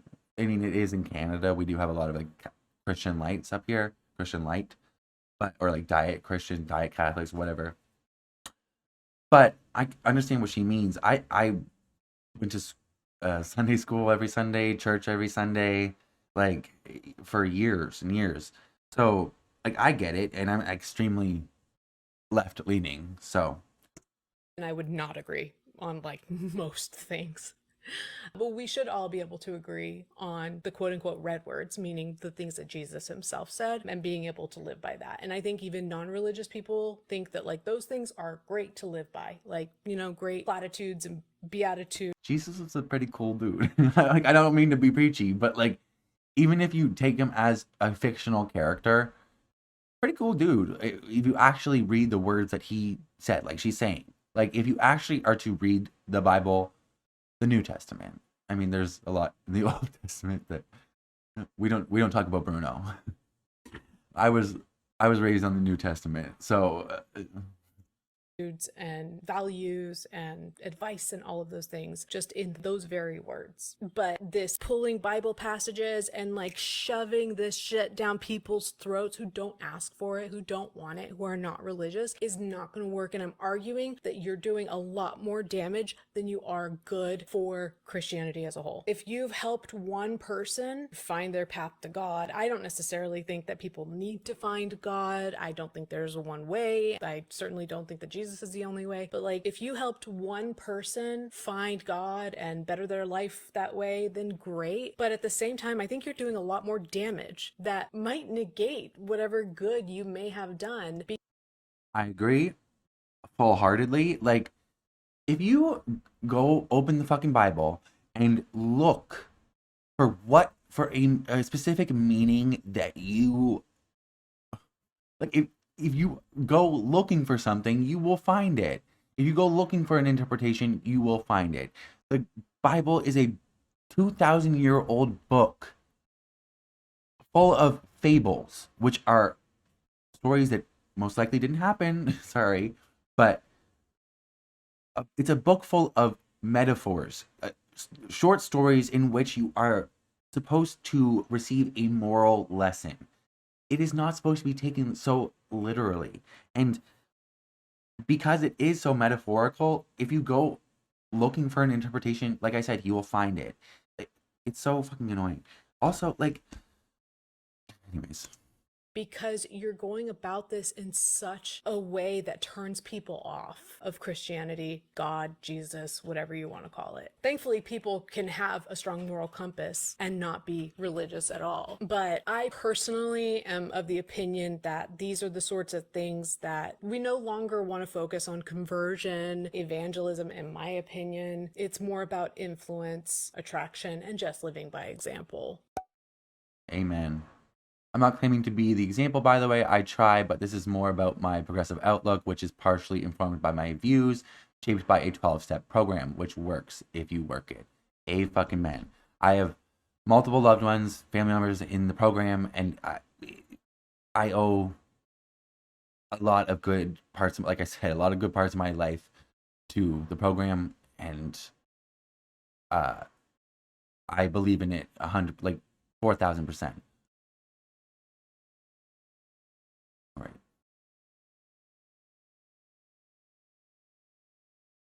If you have something that other people want, then they may ask you how you got that. And they may place value in the things that you believe and want to hear about what you believe. But you are not living as an example of anything that any of us want. So why is anybody going to listen to your unsolicited, sanctimonious ass advice that doesn't fit in with their ideology?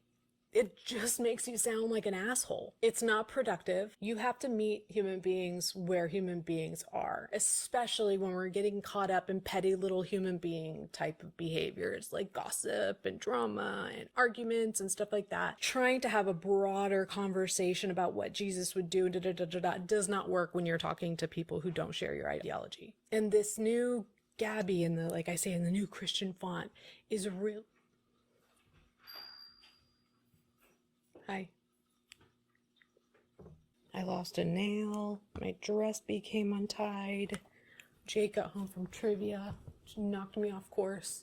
What was I saying? Gabbie Hanna in this new Christian font. It's giving, and I hope I don't offend anybody with this word, but institutionalized. If anybody has ever known someone or known of someone, maybe in the media or something like that, who say had issues with substances, then went to prison, got sober in their own way there, typically through religion, and then got out, and there's a certain way that they talk and approach every single situation through this hyper religious lens, to the point where it's like, I'm happy for you, good for you, this is so much better than how you were living before, and you seem so much healthier and all that, but I can't connect with you. You and I are not living in the same reality. And it seems like that with Gabbie, except for she's kind of like dipping her I'm not even dipping her toes, like she is fully immersed in that world and fully immersed in, like I said, dealing with human beings and their petty behaviors and drama and gossip and all of that. So it's like, pick a lane, girl. You really can't do both. I think that I can do both, in that when I'm talking about the drama and the gossip and all of that, I'm doing that. And when I'm thinking about God and the fate of humanity and what happens when we die and all of that, that's another thing. That's the more important things that I think about. And then this stuff is just like for fun. It's just to scratch a little human itch, you know, that a lot of us have. And I think another way of looking at this too is by spending time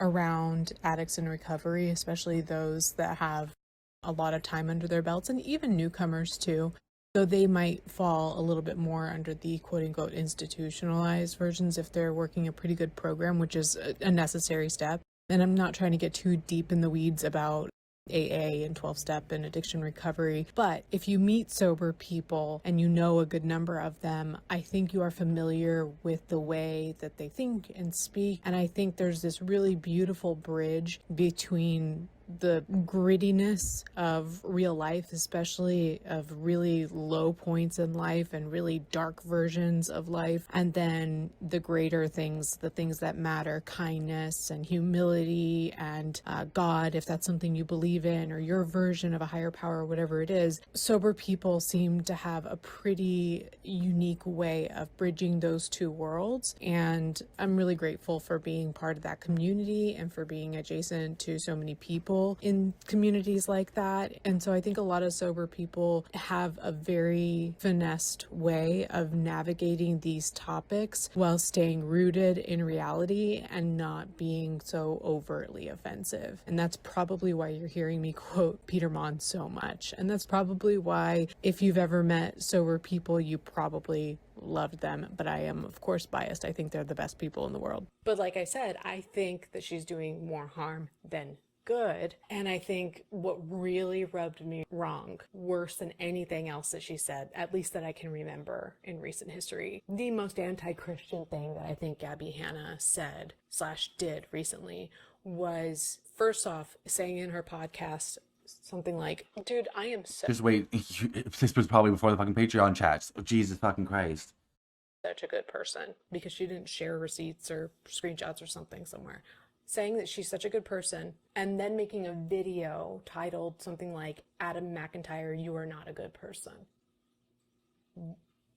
Who gave you permission to say who is good and who is bad, especially when you're talking about peers? It's not like we're talking about people who have done monstrous things. We're not talking about the guy with the files. We're not talking about the person in office right now. We're talking about a young dude on YouTube talking about drama commentary, but pretty much just a normal person, and you're calling him not a good person, and yourself a good person too.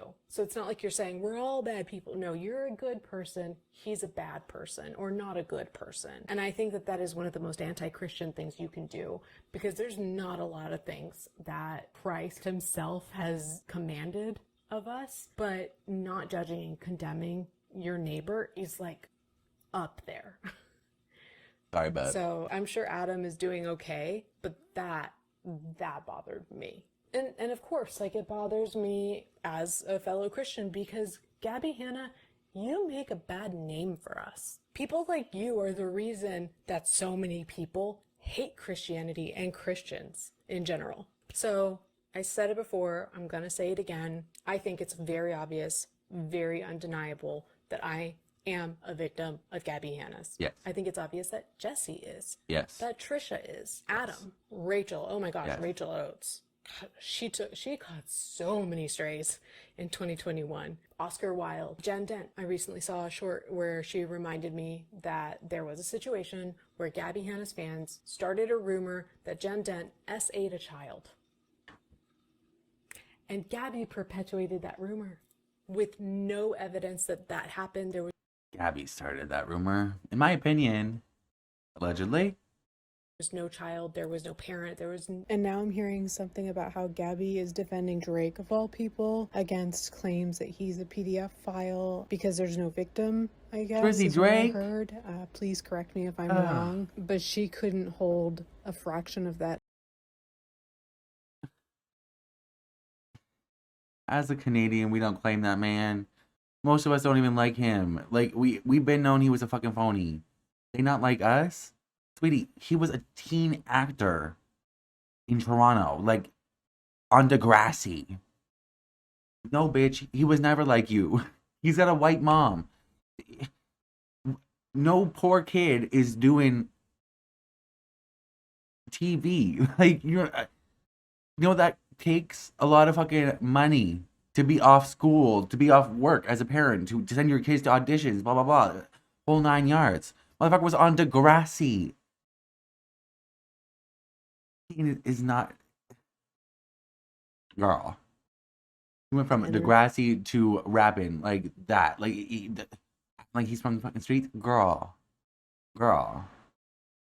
Against a very baseless claim that was made against Jen Dent. And it's because it was Jen Dent. It's not because of any values that Gabbie holds. So per that logic, I can't believe that Gabbie Hanna is defending Drake due to any values. I don't know that she holds values because they always contradict each other, all depending on what suits her narrative at any given moment. Nope, it's just a rumor that, well, I don't even know, was it her fans or was it her sister that started that rumor? Because I remember her sister too, a sister that Gabbie is now close with, was sexually harassing Jen Dent. And I mean, like, in a really disgusting way, in ways that, like... What? Okay, sorry. she puts on screen, just so you don't feel curious enough to go looking. The sister was taking very explicit photos and placing Jen's face over certain parts of her own anatomy and posting the photos to Twitter. What? Okay, so the whole family fucked up then. Like, what? Throw the whole fucking family away. What are we doing? I'm so fed up with this bitch. What? I would not recommend going and looking for. And again, like I'm sure Gabbie would make excuses. She's not responsible for what her fans or what her sister. Plausible deniability, plus. But like I said, she did perpetuate that rumor. So where is Jen's apology? Rachel's, Oscar's, Trisha's, Jessi's, mine. Brooke Monk, Tara's world, demonic entities in your life or whatever you were saying. Like, you're not living the way that Jesus wants you to. It's like you owe a lot of people apologies, Gabbie Hanna. And I know at this point I'm just talking to Gabbie. But again, this is not to Gabbie. I don't think she's watching this. But to the people who care about what my thoughts would be, what I would say to Gabbie if I could. We all saw the abuse in 4K levied at a lot of different people. For some reason, she doesn't see it. And I think that that is exactly why she's going to continue to spin out over and over and over again. She's trying to make the world see things the way that she sees them without seeing the way that the rest of the world sees her actions and the way that people have been harmed by her actions. She will not own up to that. And I think that's going to keep her on this hamster wheel. As for why she is triggered by my presence, I have a theory as to why. Because like I said, I don't think she knows who I am. I don't think she knows anything about me. I think that she... Being around that girl, bull in a china shop. Look at her the wrong way, you could trigger her. Like I said, that she probably knows my user or knew my username at one point, profile picture, and that I'm the girl who made a lot of videos about her. And that's if I just believe that like she doesn't watch. She says on screen, I've since been told by a very reliable source, no one that you've heard about here, that she does watch all of the videos about her. So, wonder if she watched my series.